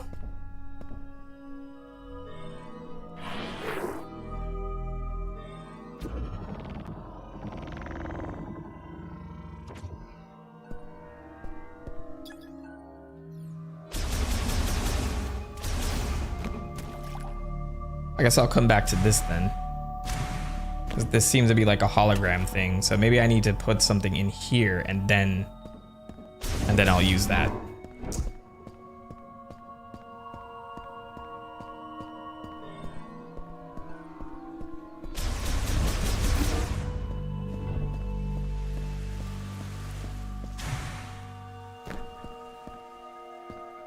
game is beautiful. I'm just staring at random things. I just hope the planet diversifies a bit, but considering my objective where it goes through like different areas, I think it's going to, the environment's gonna change up. But I haven't seen it. Oh, look, it's that plant monster.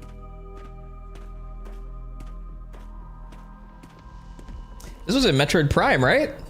Or is that a different thing entirely? This is the home planet of that thing.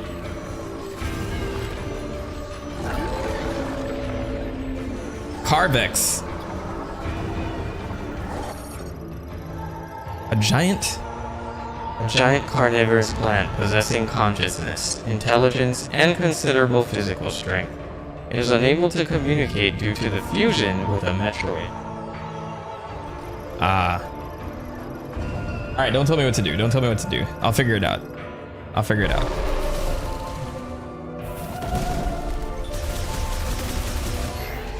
I guess the Metroids are in the tentacles itself. Let's go!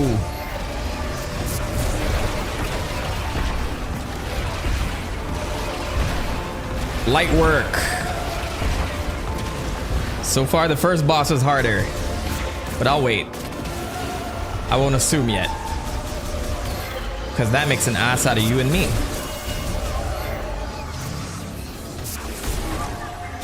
Oh my gosh! Tried to trap me.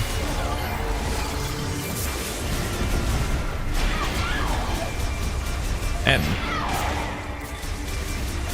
Samus screams pretty loud. Alright, so you have to like make sure you kill them at the same time. There we go. Oh, I have an idea. I have an idea. Okay. So I'm gonna expose both. And then shit.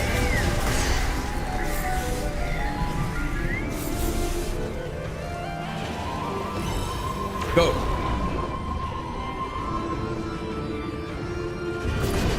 Yeah. I don't know if this is what they intended for me to do, but hope that works.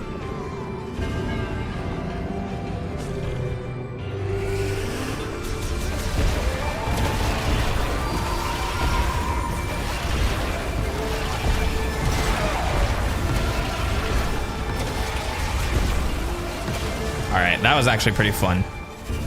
Let's go. So I just got to get the little the thorns off the side and then switch and oh, there's another one. Shit.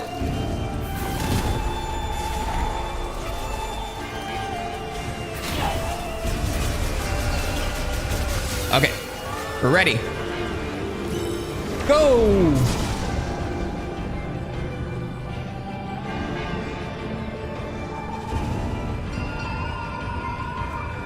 That first enemy messed me up, for sure. Okay. I gotta do that again.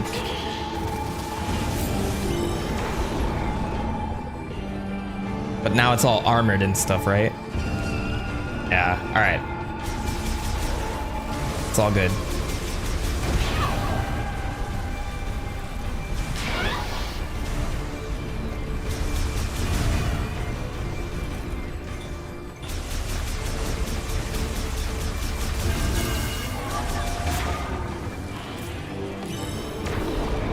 Okay.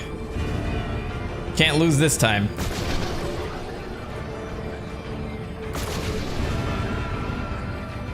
I feel like I'm gonna have to do this one more time.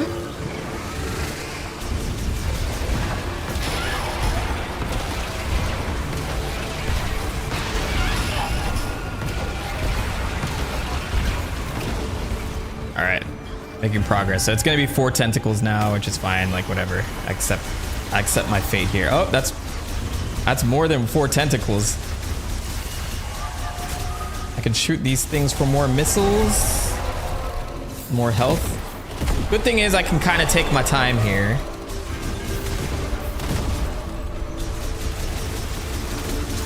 Okay, that's 1 down. Or that's 2 down.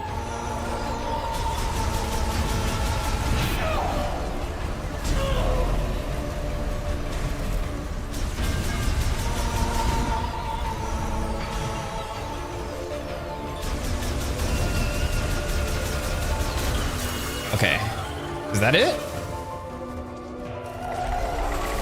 Yeah, I think so.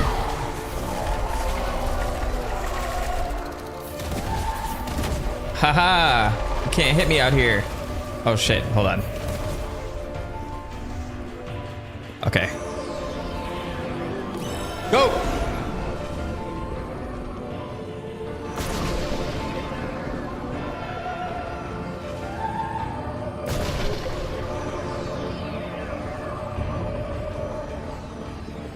Yeah, that's what I'm talking about.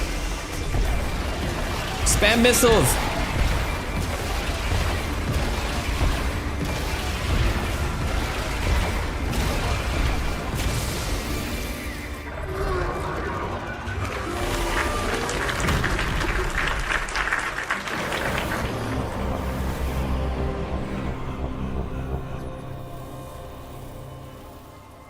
Now it's a pretty flower again.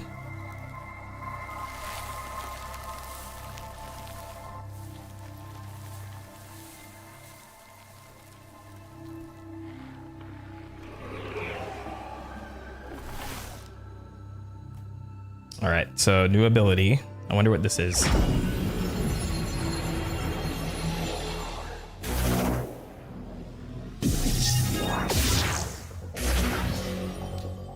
It is the psychic bomb. That makes a lot of sense.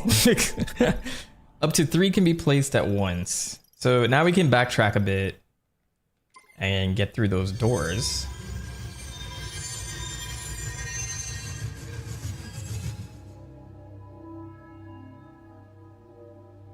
But first,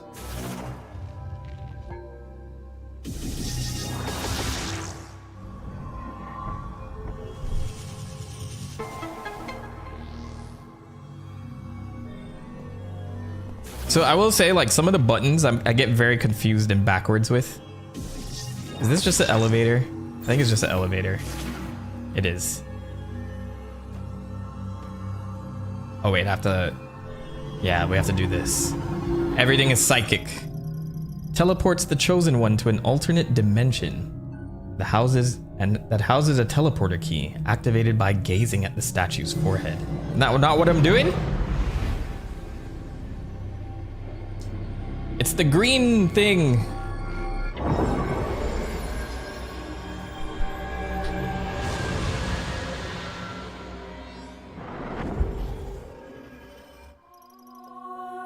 Oh, that's not what that is. Master teleporter key.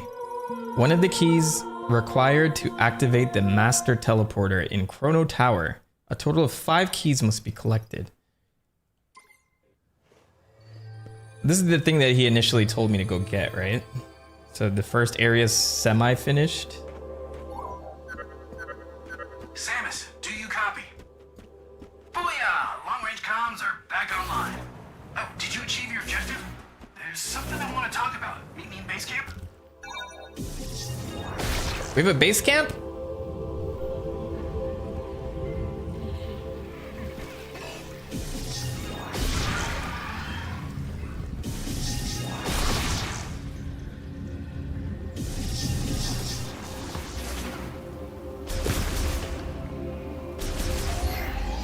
I forgot you can suck things in by charging up your blaster. Oh, these are the green things they're talking about? Yeah, okay. I wonder how many I need for that section of the game. But at least they're here now. Bees!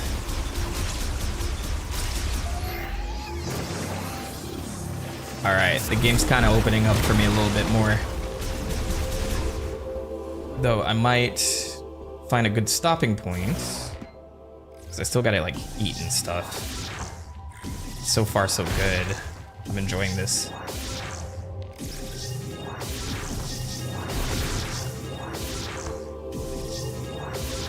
All right.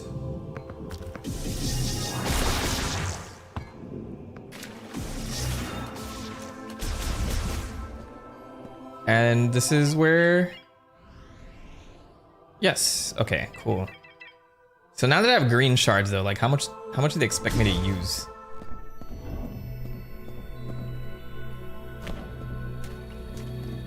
This is not the right room. It's the one to the right. I recognize that now. My master emerald shards, as mentioned before.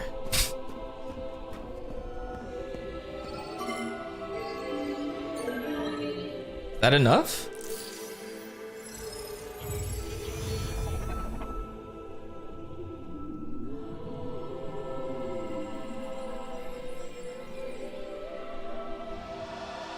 Give me something good.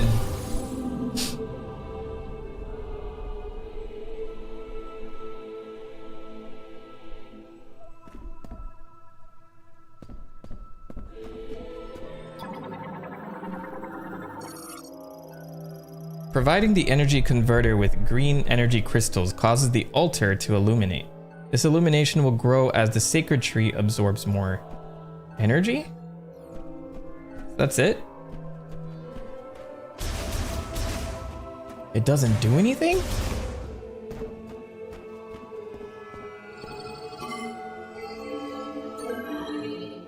You don't have any. Oh, okay. I have to keep depositing them. All right, that makes sense. I wonder if I'll have to do this for every single. Oh, let's go this way. Every single section? Is there going to be like more than green crystals?